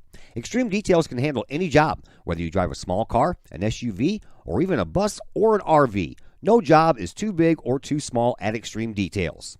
Extreme Details offers scratch and oxidation removal, and they vacuum every vehicle regardless of what package you choose. Cars, trucks, motorcycles, boats, and more. Plus, Extreme Details can handle fleet vehicles for your company. Call Jay and the gang at Extreme Details at 977-1224 or visit Extreme Details at 936 St. Louis Road in Collinsville. Check for periodic specials on the Extreme Details Facebook page. Put the shine in your ride with Extreme Details. Lakeside Roofing in Collinsville. Let the professionals at Lakeside Roofing protect your most important investment, your home or business. Have the elements taken a toll on your roof system? Notice a leaking roof? Maybe it's time for a free roof inspection. Regular maintenance can extend the life of your roofing system by 10 years or more. Lakeside Roofing is your winning team for commercial and residential roofing systems. Lakeside's all-star professionals have installed, repaired, and maintained hundreds of roofs on both sides of the river. Call Lakeside Roofing today at 618-344-2800 or 314-241-5253 or online at lakesideroofing.com. Lakeside Roofing, celebrating 50 years of serving the metro area. Choose experience, choose Lakeside. And once again, welcome back to Alton. We are at Public Stadium here at the West Elementary School in Alton. Halftime, 40-0 in favor of your Collinsville Kahawks, and no halftime entertainment from any bands to speak of. So we will entertain you with some scores from yesterday. How about Edwardsville Tigers? They were at home and they got blanked by East St. Louis. Final score was 58-0. East St. Louis got 30 points in the second quarter, added on 14 more in the third, and a couple of touchdowns in the first and the fourth to equal a 58-0 win over Edwardsville, and Edwardsville's still stuck at 5 wins, and they're still hoping for a win next week to secure a playoff spot. They got CBC at home. That won't Yeah. be easy. No, And, it won't. Eastside outscored everybody in the Southwestern Conference this year, 298-2. And East St. Louis travels to Florida next week. Well, yeah, they're going to play that team out of Florida, IMG Academy, the #1 team in the nation. That's actually in Jackson, Mississippi at Jackson State. Yeah, that's going to be a fun one. Is that one going to be on ESPN? The one in California was. Yes, it was. Or, yeah, it was on Bally. Yeah, but it was the same thing, yeah. Yeah. Other scores from last night, Highland and Mascoutah were locked in a good one. Everybody scored in every single quarter. Mascoutah fell, though, 29-27. They missed an extra point in the third quarter. And meanwhile, Highland got a 2-point conversion in the fourth quarter and ended up squeaking out that 2-point win. Breeze Central blanked Columbia by a score of 20-0. It was Mater Dei over Effingham by a score of 41-13. Other scores had Cahokia all over Altoff by a final score of 46-8. Civic Memorial down Jerseyville 42-14. Dupo taking care of Sparta by a 22-14 margin. Freeburg over Salem 35-6. Gillespie handled Staunton 24-21. It was Nashville over DuQuoin 37-14. We told you earlier in this game that Alton played here last night. That's why the field here was unavailable, so we're playing a Saturday afternoon game. And Alton, they played host to O'Fallon, and O'Fallon had their way with the Alton Redbirds 43-0. Big battle over in the Mississippi Valley Conference found Triad on top of Waterloo by a score of 22-19. Yeah. Out in exciting end to that one too. Triad blocked a field goal at the end there, and then with Highland beating Mascoutah, it made it a 3-way tie for the Valley between those Triad, Highland, and Mascoutah, those 3 teams that we saw back in the spring. 3 tough teams. Yeah, they are. Clinton County score from you. The Westland Warriors out of Trenton down Carlisle by 1 point, 15-14. And Wood River over Roxana by a score of 34-0. And the Missouri Tigers lose another one, 35-14 today. I had much higher hopes for the Tigers than what they're showing me this year. I'm a little disappointed. 7-0 Belleville West on Belleville East. That's at halftime. Halftime out there in Belleville. Battle of the 2 Belleville schools. That's about the only other game going on today. Yeah. At least on this side of the river, some Missouri games are going on. Yeah, they always have some Saturday games over in Missouri, that's for sure. So besides this one, Belleville East and Belleville West, that's the only one I can find except for Anna Jonesboro at Madison. Madison, okay, yeah, they got a home game. No lights there at Madison. Barely a field, really. That's a 1 o'clock start. They started at the same time that this one did. Here it is 40-0 in favor of Collinsville, and we will go ahead and take one final break here at halftime. And when we come back, we'll come back a little bit early, and we will kind of fill in the gaps on what happened here in this first half, and we'll do that in just a little bit here on the Kahok Sports Network.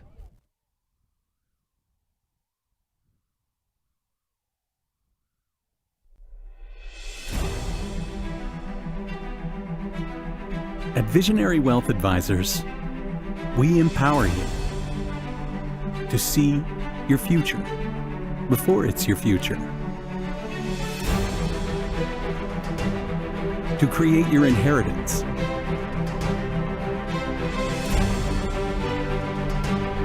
to build your vision, to anticipate the known and unknown, and to find potential in both, and build new dawns. Visionary Wealth Advisors. Visit Brad Keene with Visionary Wealth Advisors at his new Collinsville office located at 106 North Clinton, or call Brad at 618-467-8420. Looking for a little bite to eat in a nice, friendly establishment before heading out to a game? Look no further than LC's Pub in Caseyville. Just blocks from Collinsville High School, LC's Pub is the pub of choice for Kahawk fans, before, after, or even during Kahawk games. LC's Pub features a wide variety of traditional bar food, like burgers and fries, chicken wings and chicken strips, appetizers like pepper jack mac and cheese bites, fried pickles, and green beans. Plus, they have salads, fish, shrimp, and more. LC's Pub also features an outdoor patio, a gaming room, weekly poker tournaments, and a pool table, plus enough TVs for all the sports fans. And LC's Pub shows Kahok games live, as well as Blues and Cardinals games. LC's Pub, 605 North Main Street in Caseyville, right across the intersection from All Pro Tees. Call for carryout orders at 618-855-9007 and on Facebook at LC's Pub. LC's Pub, Kahok fans' pub of choice. Having problems keeping your ride on the road? Roadman Automotive in Collinsville can help you keep your ride rolling. Roadman Automotive offers everything from diagnostic tests when that check engine light comes on to tune-ups, alignments, brake and suspension work, and more. Oil changes at Roadman Automotive start at just $35.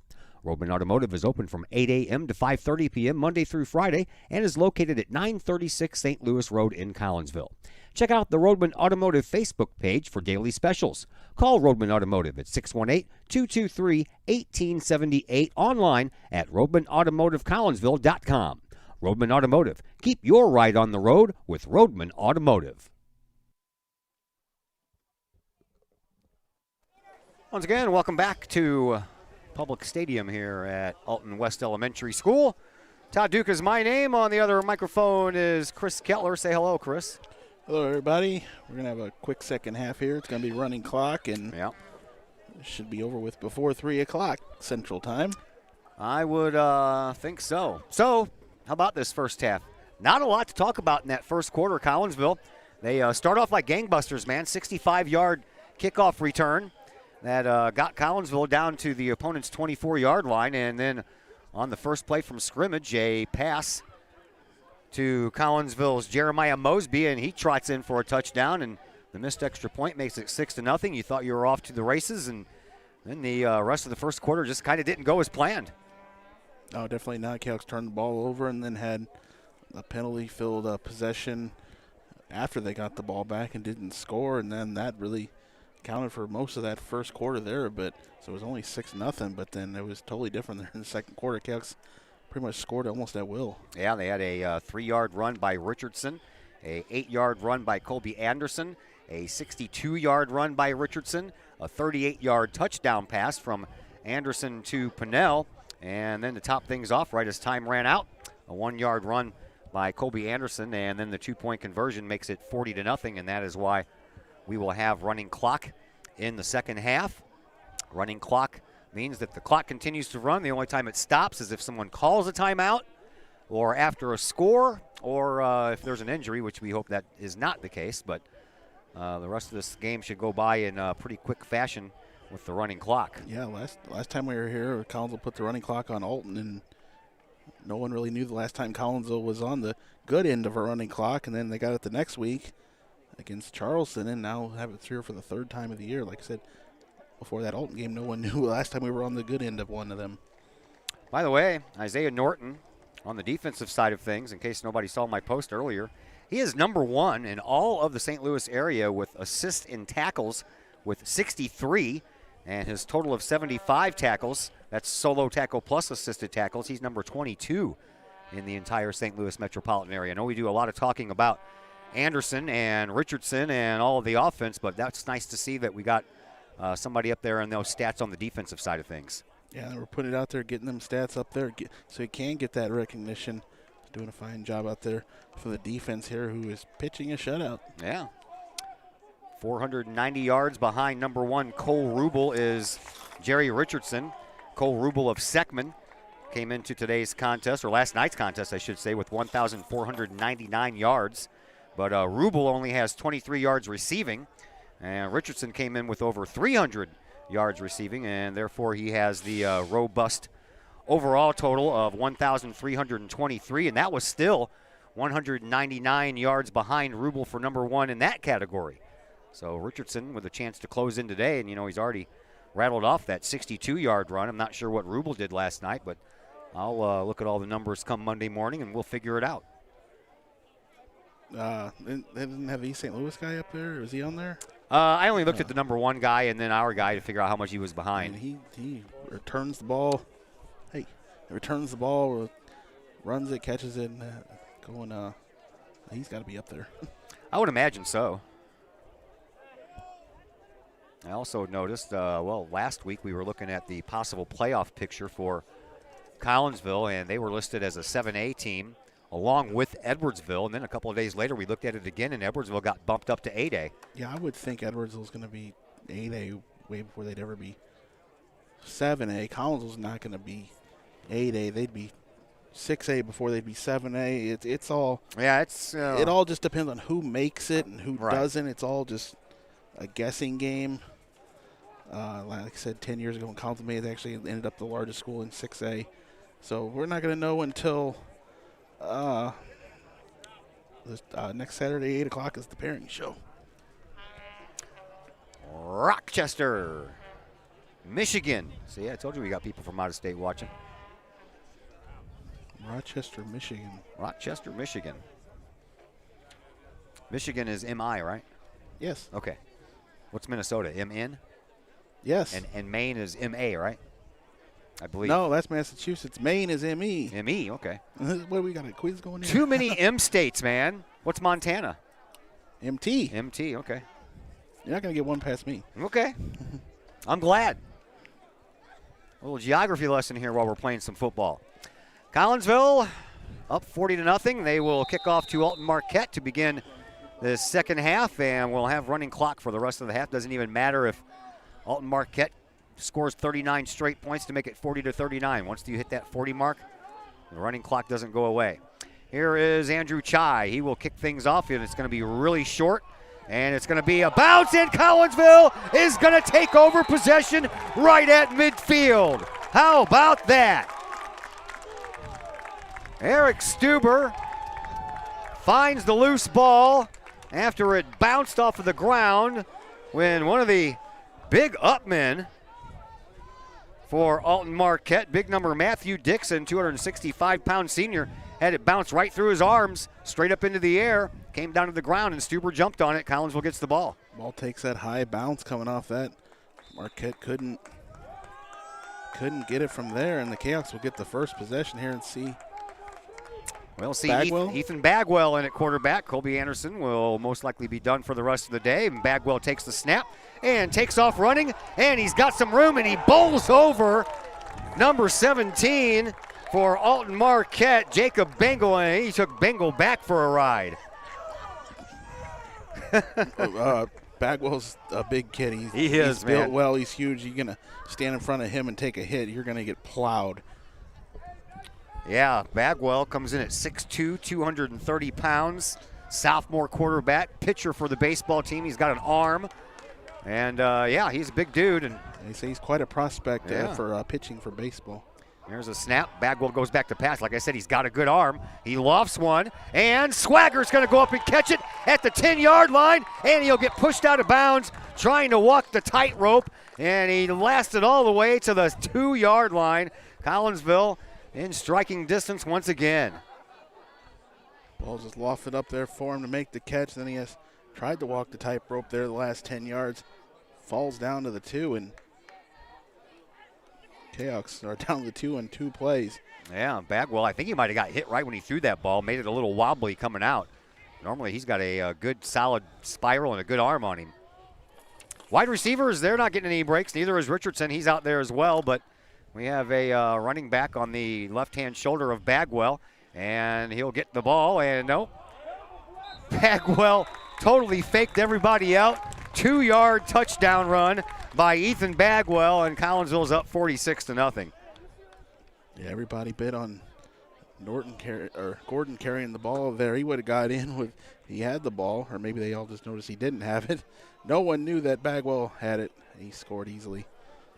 We have 2 minutes and 1 second. Running back out there for Collinsville wearing number 23, and I don't have a 23 on my roster. 23? Yeah, that wasn't that the fake handoff too? Yeah. There is an extra point try by Chai, and that one goes through. 47-0 in favor. 33, right? Was it 33 or 23? I couldn't tell. Yeah. All right.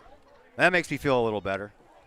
I was trying to find out, but, sometimes they stand at a certain angle and you can't really see the first number. All I saw was the 3 and thought it was a 2, but maybe not.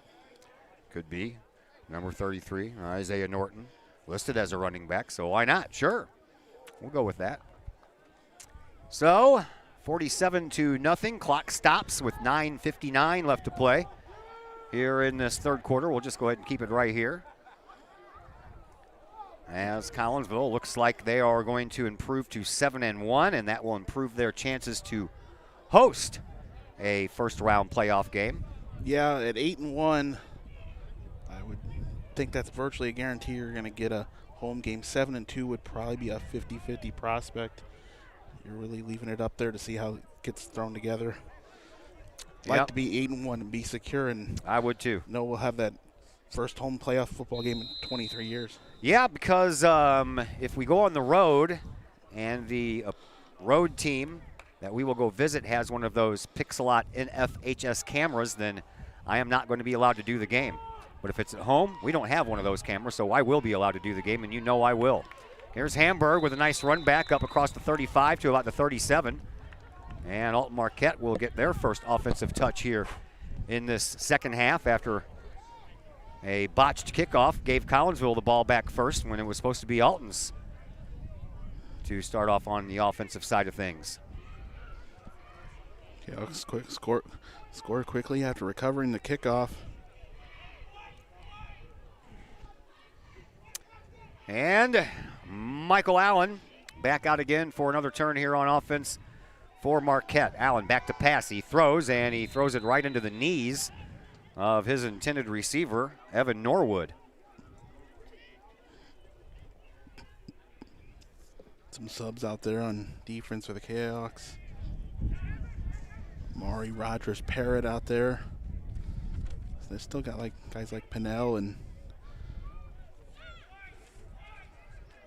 Second down and 10 after an incomplete pass. Allen in shotgun again, takes the snap, back to pass, and he throws it for Hamburg, and he almost had him. Hamburg, a diving try, and almost pulled it in. Picking on Rogers Parrott there on that one-on-one. Just couldn't connect with them to get that big play for Marquette. Once the playoffs start in any sport, anywhere, if they have one of those Pixelot cameras, I will not be allowed to live stream that particular playoff game. And that really is a kind of a bummer because that means everybody's got to pay to watch the NFHS network. And you know what? A lot of times, it's horrible. There is Allen back to pass again. He throws the ball, and he throws it right into the arms of the other team. Picked off. Nicely done once again by Isaiah Gordon. After Gordon had a rough go last week versus Mount Zion, he has picked his game up here this week and comes up with a big INT. Collinsville takes over possession. He's done a good job. They kept his men in front of him on some of the completions, limiting Marquette's gains, and then now he gets the interception. Kahawks set up here at the inside Marquette zone. At the 49. 49. Looking for another score here in this third quarter. Still running clock. Still running clock. Beautiful afternoon for some football, I'll tell you that much. A little bit of a breeze, lots of sunshine. There's like a dot here and a dot there of a cloud, but other than that, wall-to-wall blue skies. Not even Bagwell out there now. This is 19, Rogers Parrott. Amari Rogers Parrott playing the role of quarterback, and he has Seth Sorensen as his running back, and Sorensen will get the handoff. He'll go up the middle, and he'll get across the line of scrimmage, keeps those feet churning, then he takes a shoulder to the chin and comes out of it. Didn't even hit the ground, did he? Seth Sorensen was getting some carries back in the spring as a sophomore. I noticed him on the sidelines, not dressed out for some of the games earlier. Now he's finally getting some carries here. Back in full uniform and now here playing for the Kahawks. I know his mom. We used to work together at the cleaning authority back before I started working for the school district. And a 2nd down and 9 situation. Handoff goes to Sorensen again, and he gets across the line of scrimmage and maybe picks up a half a yard before he was tackled by his ankles and ends up going down. Stopped in the backfield there and fell forward, but gained a couple. Different guys out there on that offensive line. Connor Grieve. Amari Rogers-Parrott is listed on the roster as a wide receiver, but he's going to get some quarterback play here in this one with a 47-0 lead. Clock continues to run. 5:50 left here in quarter number 3. Some of the starters are still out there on wide receiver, though. Pinnell's lined up in the slot here on this near side. And a snap and a keeper by Parrott, and he'll go down around the line of scrimmage. So 3 plays and a total of about 2 yards. And Collinsville will most likely punt this ball away. Either that or they're just going to go for it because they're up by 47. Might just go for it here. Give Rogers-Parrott a little pass down the field here, see if he can't get something going. Pinnell will go off. Isaiah Gordon comes in with the play, relayed from Colton Rhodes, and Pinnell comes off. And over on the far side for Collinsville, Jeremiah Mosby and Ryan McIntyre.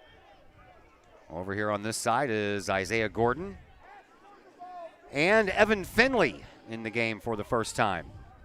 Oh, well, that's a nice job covering that up, but that was a complete misfire there as the quarterback, Rogers-Parrott, was trying to direct traffic to send one of his guys in motion, and while he looked over to the far sideline to put the guy into motion, the ball was snapped and he didn't even see it.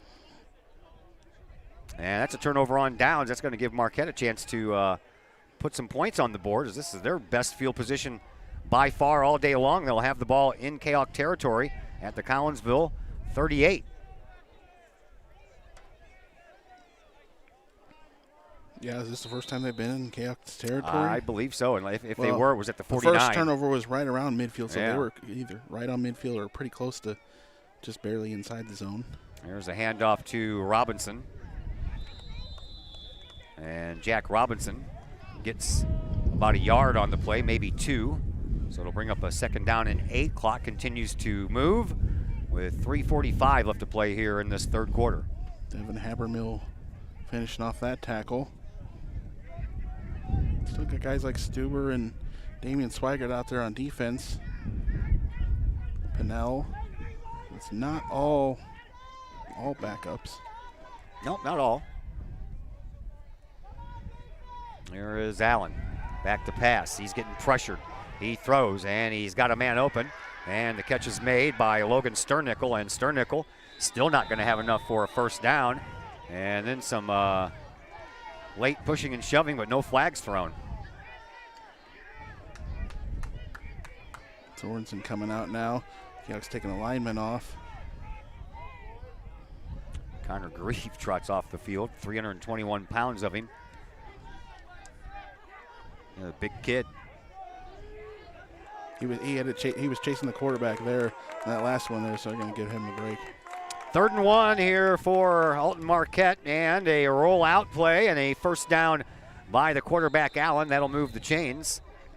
And now we got some rough stuff going on out there as Sorensen is involved with a little push and shove going on with Carter Dennis, a 190-pound sophomore offensive lineman for Marquette, and that would probably go against both of them, I would think. Sorensen really drove him down to the ground there, and then as he was trying to get up off of the Marquette players, who were kind of engaged, so this really should go. Sorensen's mom down there, and she's not happy about that. What are you doing, boy? Yeah, yelling at her son. Don't do stupid stuff. So I think it's the first game he's gotten to play.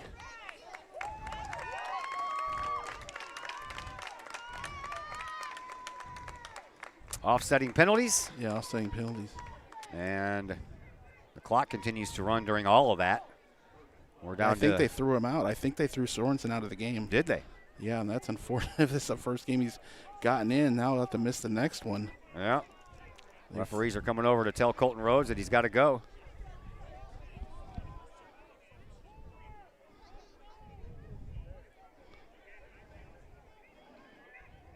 So he'll have to leave the trying to take off the headphones to see what I can see if I can pick up what the referee was saying.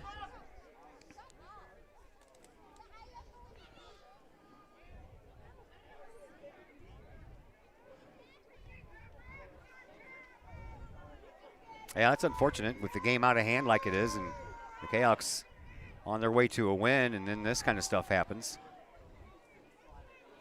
Alton Marquette coaches are all out on the field talking to the referee on the far sideline. Now, I don't know if Marquette player was thrown out or not. Didn't catch that part of it, but I just seen him make the signal of ejection and threw up number 3. Yeah, I'm not sure either. Discussions are still going on. Still trying to sort all this out here.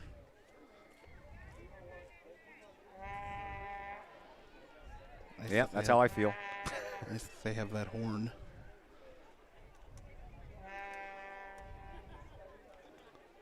Well, so we're just all standing here waiting for yeah. the Marquette coach to say his piece, and we'll continue on from there. It'll be 1st and 10, I believe. I'm not sure if they even made. They only needed 1 yard. Did they get that 1 yard? I thought that the quarterback did all the way on the outside. I thought he got way more than the yard. Well, they've got it down at the original line of scrimmage. So, yeah, because of offsetting penalties, they got to replay the down.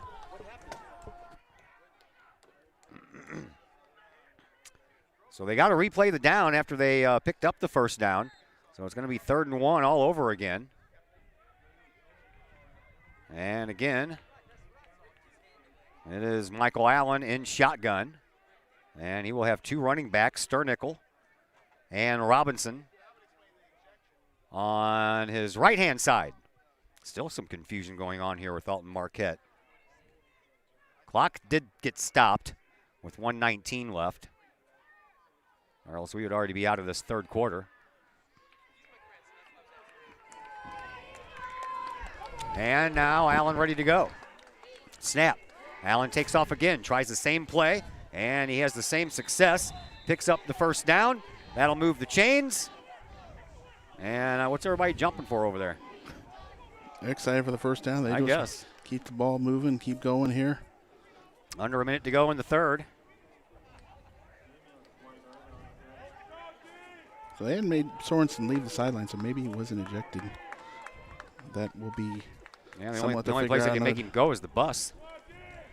There is Allen on a 1st and 10 play. Allen keeps the ball again. Tries to follow his right tackle and right guard up for some yardage, and he'll pick up about 2 on the play. And Alton Marquette looks like they're going to try to run one more play before the end of this half, or of this quarter, excuse me.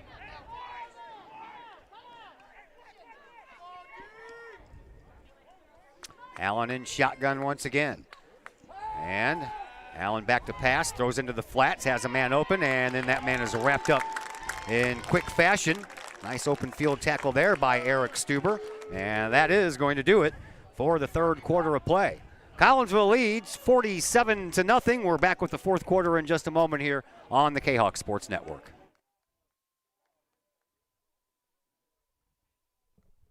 Ogle Auctions in Collinsville, your place for online auctioning. Go to ogleauctions.com to check out the week's items up for auction. Ogle Auctions deals in everyday items like board games, t-shirts, clocks, antique items, and more. To collectible items, anyone in the market for, say, a trolley? Or maybe you're into more treasure troves like vinyl albums, cars, or motorcycles. And Ogle Auctions is always on the lookout for more auctionable items. Ogle Auctions of Collinsville. Auctions every Sunday at 7 p.m.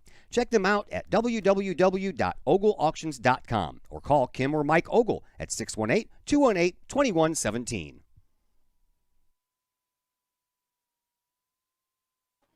Todd Duke and Chris Kettler are back with you from Alton. Alton West Elementary School is where we are. And we are at Public Stadium. Final quarter of play coming up here for this contest. Running clock once again. I think all that confusion on the penalty took longer than the actual quarter did to play, it seemed like. Just about. I jinxed us. I said we were going to be done by 3 o'clock. That's not happening. Nope. Got 5 minutes until 3, and we got 12 minutes on the clock, so it's going to at least be 10 after by the time we get finished. Beautiful October afternoon. Collinsville up 47-0, looking like they're going to go out to 7-1, and a carry, and not a lot going on there. Thomas Kohler stopping Allen. Knocks him back for maybe a bit of a loss. Yep, fourth down for Marquette. Fourth down and about 12. As Marquette has had their best opportunity to put points on the board here with this drive after it started deep in Kahok territory, but the Explorers still continue to struggle. Here's a snap. Allen back to pass. Looks down the middle, throws it down the middle. It's picked off by Pinnell. Pinnell at the 10, across the 20, across the 30, heads to the sideline and gets pushed out. Oh.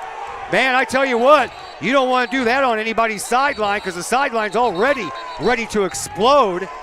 And man, oh man, that just did not need to happen. Grabbed him by the horse collar there, pulled him down real hard out of bounds. Luckily, a lot of the Kahok coaches were there, and they all jumped in front of Pinnell because his first reaction is that he wanted to go after the man there, and they all broke that up here. The coaches also were standing there to make sure the players that are on the sideline didn't get involved.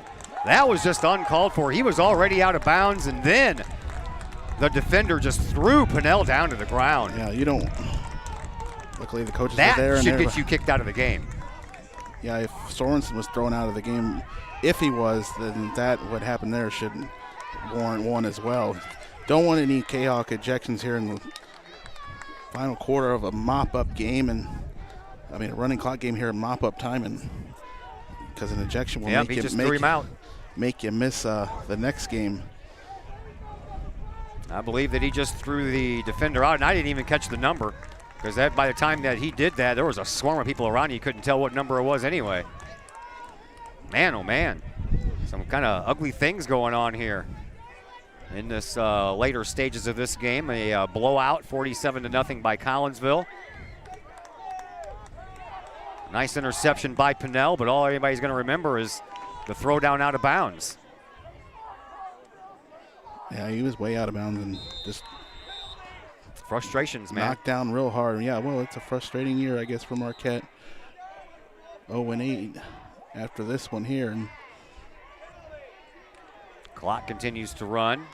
Yeah, refs are just content to just kind of, we got to sort this out here. There's they got clock's running, and they've got to mark off penalty yardage before they can play this down, and they haven't done that yet. Oh, yeah, they never even did that. No. And the Collinsville fans reminded them, hey, you got to mark off the yardage. So instead of at the 49-yard line of Collinsville, it's going to be at the 37-yard line of Alton Marquette.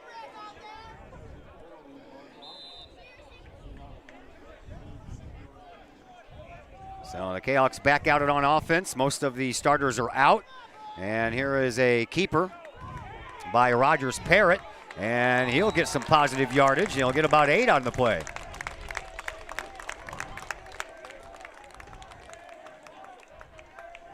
Close to the first down. You did a good job staying in bounds, getting those additional yardage.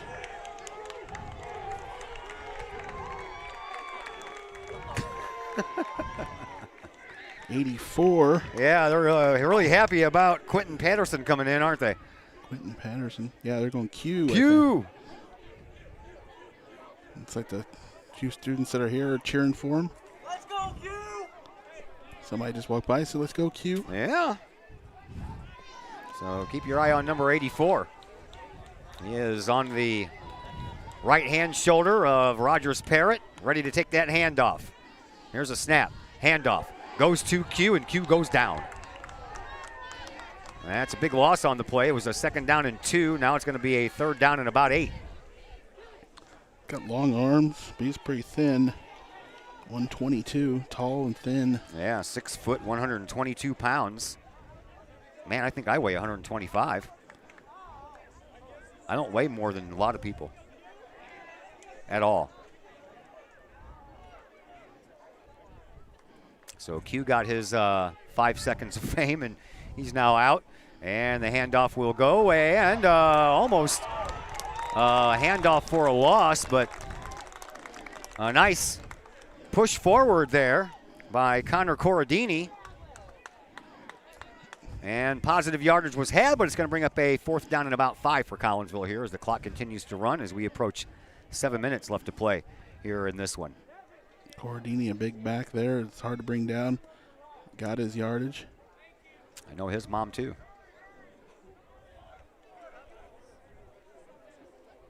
Down here below us, maybe? Yes.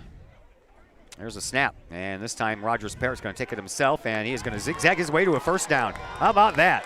4th and 5, and all that trouble moving the ball on that particular series, and Rogers Parrott says, I'll take it myself. Yeah, well, he had the initial 9-yard gain to start it there, and a couple plays went backwards, but he's going to get the first down. And the drive continues here for the Kahawks. They'll have the ball 1st and 10 from the 17-yard line of the Explorers. Clock continues to move with 6 minutes and 15 seconds left to play in this one. We'll have some underclass games on Monday, freshman and JV. There's a snap. Rogers Parrott again off to the races on the left-hand side, and he'll be lucky to get back to the line of scrimmage on that one. Those underclass teams have dealt with a lot of different cancellations and schedule changes, so they really haven't played a full schedule. Well, I mean, there's at least been one underclass game every week, but not the full schedule you'd like for everybody.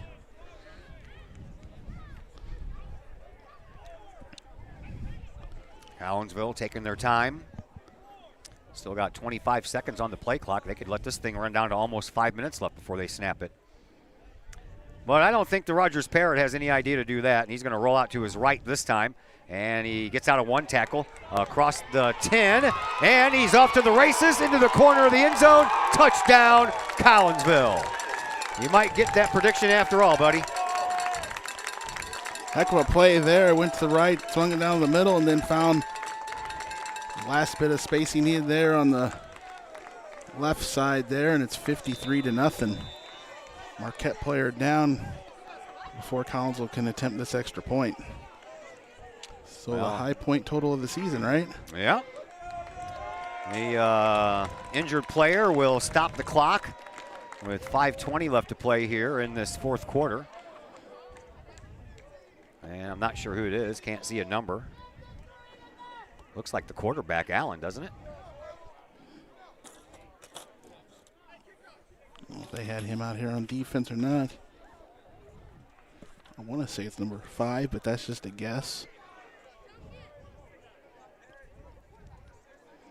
Alton Marquette will be the opposition Monday at Collinsville High School as your Lady Kahawks hit the floor at Virgil Fletcher Gymnasium. They only have 3 matches left. Monday against Alton Marquette, Tuesday at O'Fallon, and then Thursday the season finale against Belleville East. That is Allen, the quarterback. There's 3, Allen. Yeah. Well, yeah, we'll see Marquette in volleyball on Monday. Yep, and then the season finale for the volleyball team will be Thursday against Belleville East, and wouldn't you know it, that is the opposition for the first playoff game the following Tuesday at the Collinsville Regionals. Works out like that sometimes. Of course, we'll be back here Wednesday. Collinsville taking on Alton in the regional semifinal game of the boys Class 4A soccer playoffs as they get underway. If Collinsville wins that game, we'll return here on Saturday afternoon for the regional championship. And if Collinsville can win that, they'll return home for a sectional semifinal the following week. This is a different kicker. It is, and a field goal for Collinsville's Colin Ogle. How about that? One of our sponsors, Ogle Auctions. And Colin gets in on a little bit of the fun. His first extra point of the year. 54-0 in favor of Collinsville. Extra point was good. Chris Keller made his prediction before the game saying it was going to be 55-0, didn't you? 55? Yes. So you're 1 point off. That's pretty good guesswork there, buddy. Hadn't really been close on any of the other ones all year. Was bound to get one. So Centralia comes to town next week. Yes, they do, for senior night and the regular season finale. They'll be playing for their 5th win, so Centralia has something to play for. So they'll be plenty of motivation on the other end, so it's not just a team just playing out the season. And you know Collinsville wants to win to go 8-1 and probably secure themselves a home playoff game in round number 1. That's what we're hoping for, so next week should be a pretty good game. Under the lights, Friday night.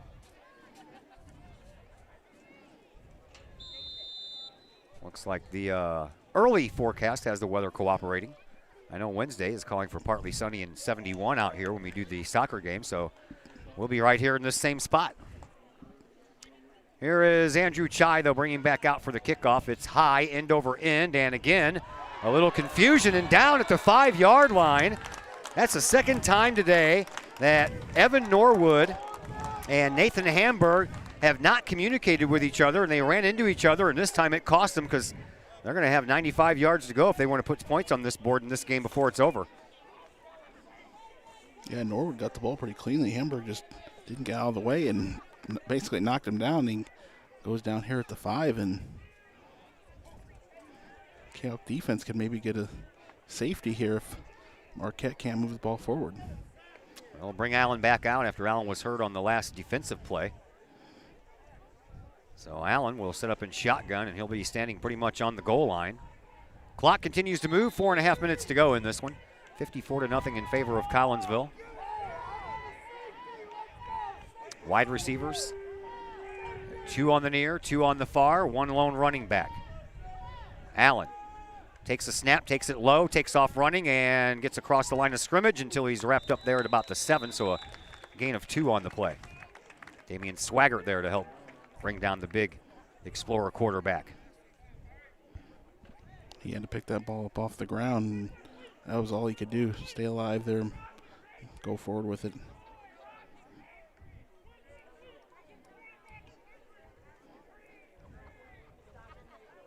So 2nd down and 8 for Alton. 2 running backs now, both over the right-hand shoulder of Allen. Here's the snap. Handoff goes to one of those men, and Logan Sternickel drives forward and runs out of bounds after he picks up about 4 on the play. So it'll bring up a 3rd down and about 2 to go for a 1st down here for the Explorers. Marquette moved the ball nice on some run plays at the very beginning, but then quickly had to basically abandon that.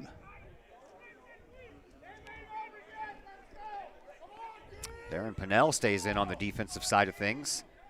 Had the interception earlier. Yeah. Allen in shotgun, takes the snap. He's back to pass. Dumps it over the middle and has an open man, Norwood. And Norwood has a hard time getting to where he needs to go for the 1st down. I believe he's going to be about a half a yard short. He was trying to stay alive there. Didn't have to get too far to get that 1st down, but Canucks did a good job of denying it. And Marquette will go for down for this 4th down and 1 deep in their own zone. Clock continues to run. We're down to 2:35 left to play here in this one. Kahawks up 54-0. Allen in shotgun once again. Takes the snap. 4th down play. He throws. He completes the pass, and then it's dropped. Boy, oh boy. Tell you what, that was Emerson Wiley had that ball right where he needed it and then dropped it. So Collinsville is going to get another chance to put some points on the board, but I would almost venture to see that they'll probably take a knee and let this one run out. Yeah, at this point, just take a knee. There's been some chippiness here at the end. And yeah, here comes Colby Anderson, so you know that's what they're going to do. Starting offense will come out here and kneel this one out. Yeah, clock ain't going to stop anyway. Nope. They haven't even started the play clock yet.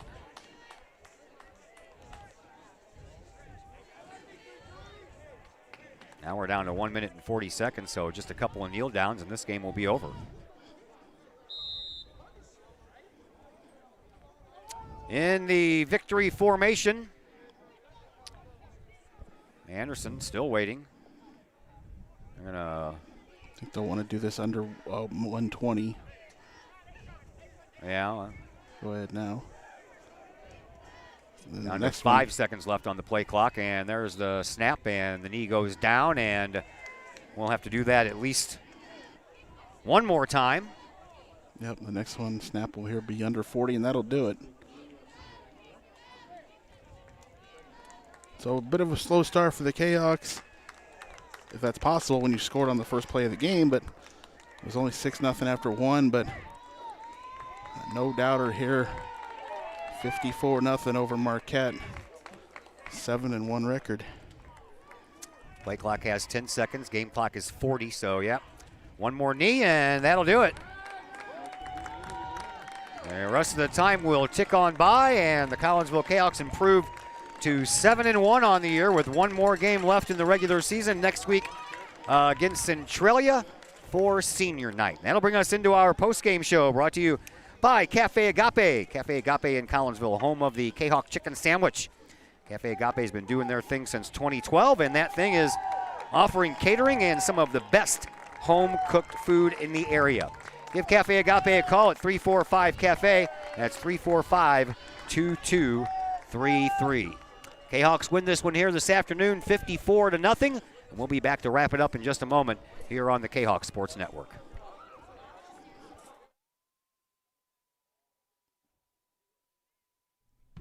Cafe Agape serves up some of the best sandwiches, burgers, pork steaks, meatloaf, fish, and more in Collinsville. And yes, they still cater. Wedding receptions, luncheons, business meetings, and much more. And Cafe Agape is your destination for all of your holiday and party favorites, both main courses as well as delicious sides. Cafe Agape in Collinsville is the only place to pick up a Kahawk sandwich or dog and the new Flamin' Kahawk sandwich. Cafe Agape, check them out at 703 St. Louis Road. Give them a call at 345-CAFE. That's 345-2233. And don't forget to tell them Stewie sent you.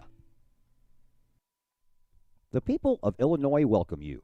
The folks in Collinsville, Illinois, well, they want you to stick around for a while and enjoy the sights, the fun, the food, and of course, the Collinsville Kahawks. The city of Collinsville is a proud supporter of the Collinsville Unit 10 School District.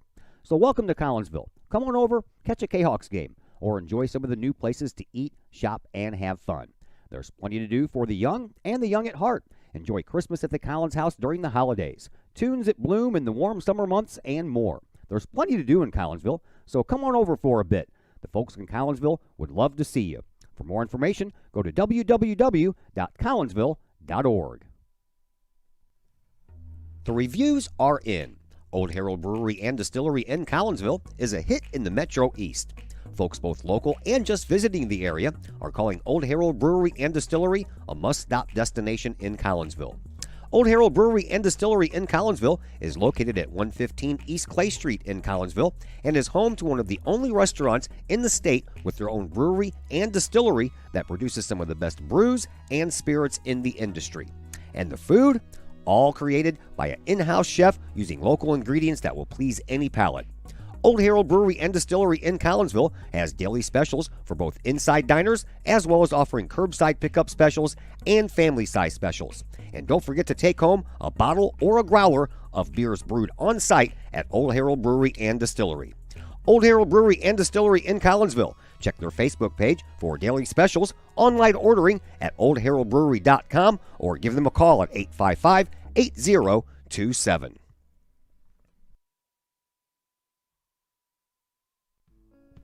Looking to buy a new home or sell your current home? Trust the Blaylock Group of eXp Realty with all of your real estate needs. The real estate market is hot right now, and you can trust the years of experience the Blaylock Group brings to the table. The Blaylock Group can help you find your dream home, or they can help you get top dollar for your current home. Give Peyton or Emily Blaylock a call today at the Blaylock Group of eXp Realty, 618-780-4622. That's 618-780-4622. The Blaylock Group of eXp Realty. Cafe Agape serves up some of the best sandwiches, burgers, pork steaks, meatloaf, fish, and more in Collinsville. And yes, they still cater. Wedding receptions, luncheons, business meetings, and much more. And Cafe Agape is your destination for all of your holiday and party favorites, both main courses as well as delicious sides. Cafe Agape in Collinsville is the only place to pick up a Kahawk sandwich or dog and the new Flamin' Kahawk sandwich. Cafe Agape, check them out at 703 St. Louis Road. Give them a call at 345-CAFE. That's 345-2233. And don't forget to tell them Stewie sent you. And we welcome you back into the Cafe Agape post-game show here on the Kahawk Sports Network. Collinsville wins this one here this afternoon by a score of 54-0. And joining us now on the post-game interview is offensive coordinator Drew Cordes. And congratulations, big win. Yeah, big win. After last week, we needed something. We needed to come out. We needed to fight. execute, and, get ourselves back on track. You had a little bit of, you can call it a rough start, man. 65-yard kickoff return. And the one play later, you're in the end zone after a 24-yard touchdown pass. But after that, man, the rest of that first quarter was tough sledding, wasn't it? Yeah, just a couple mistakes, couple penalties, fumble, couple missed blocks, couple bad passes. Yeah, it happens. When you're not 100% focused, that's going to happen. I think coming out scoring as easily as we did in the first couple plays, we thought maybe it's going to be just a cakewalk. We're going to be able to do it again, and you still have to execute regardless. You can't just come in thinking it's going to be an easy touchdown no matter what. So it was good that we kind of saw that adversity because then we were able to bounce back. Yeah, you had that fumble down there early in the first quarter, and I kind of saw some shoulder sag there for a minute, but you guys, as a coaching staff, did a good job of picking the guys back up. Yeah, down there, they do a good job of making sure everybody's still staying focused down there on the field. One mistake isn't going to kill us in a game like this. It's the mistakes that are going to keep piling up when the game is a 5-point game instead of a 50-point game. It happens in games. We're high schoolers. They're high schoolers. Mistakes are going to happen. It's how you bounce back from them. Well, you bounced back quite well in the second quarter, man. 5 touchdowns in the one quarter.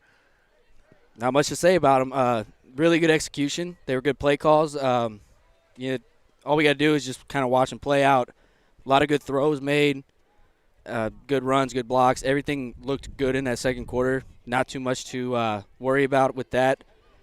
We just got to keep getting that second quarter of play and effort and execution to be every single quarter instead of just one quarter in a game. A little Saturday afternoon football action. I prefer Friday Night Lights. How about you? Yeah, we all prefer Friday Night Lights. It was a weird week. Yeah, it was. Thank you for the visit, man. We'll see you next week versus Centralia. See you. That is Drew Cordes, the offensive coordinator for your Collinsville Kahawks, as they are victorious here tonight by a score of 54-0. 1 touchdown in the first quarter, 5 in the second, and then a touchdown in each of the third and the fourth quarters. And Chris Kettler comes back in, and a strange start, but a nice finish. Yeah, a little bit of a strange start, but it was nice to at least got that score in the first play of the game. And, Kahawks pretty much dominated from there on out. Second quarter, really, from there. Marquette never got anything going offensively. This is the answer game the Kahawks needed after the loss, and we'll try to shore up that home game for the playoffs next week in Centralia. Yes, we will. We'll be back at you on Monday with some girls volleyball versus Alton Marquette. And then myself and Chris Kettler will be right back here Wednesday for the beginning of what we hope is a nice, deep playoff run by your Collinsville Kahawks soccer team. Yeah, the soccer team won that game on the rain on Thursday while you were doing volleyball, 6-0. Thought they might want to just leave some of the guys out there, not play them in the rain, but the Kahawks had a fantastic game. Edwardsville, that's everybody's thought, but you know what? That Edwardsville regional, if you end up having Edwardsville and O'Fallon meet for that championship game, man, that's another one that could be just wild. Could be, or, soccer happens sometimes. It does. Either of them could get upset maybe in the first round. You never know, but if it's Collinsville and Edwardsville, then it really sets up like 2018. Yep, sure does. Well, it's been fun here this afternoon, but we're ready to get back home and ready to enjoy the St. Louis Blues season opener tonight. So we're going to do just that. And that is going to do it for us. A big thank you to both the coaches, the head coach Colton Rhodes joining us in the pregame show, Drew Cordes joining us in the postgame show, and for Chris Kettler on the other microphone, my name is Todd Duke. Everybody enjoy the rest of your weekend.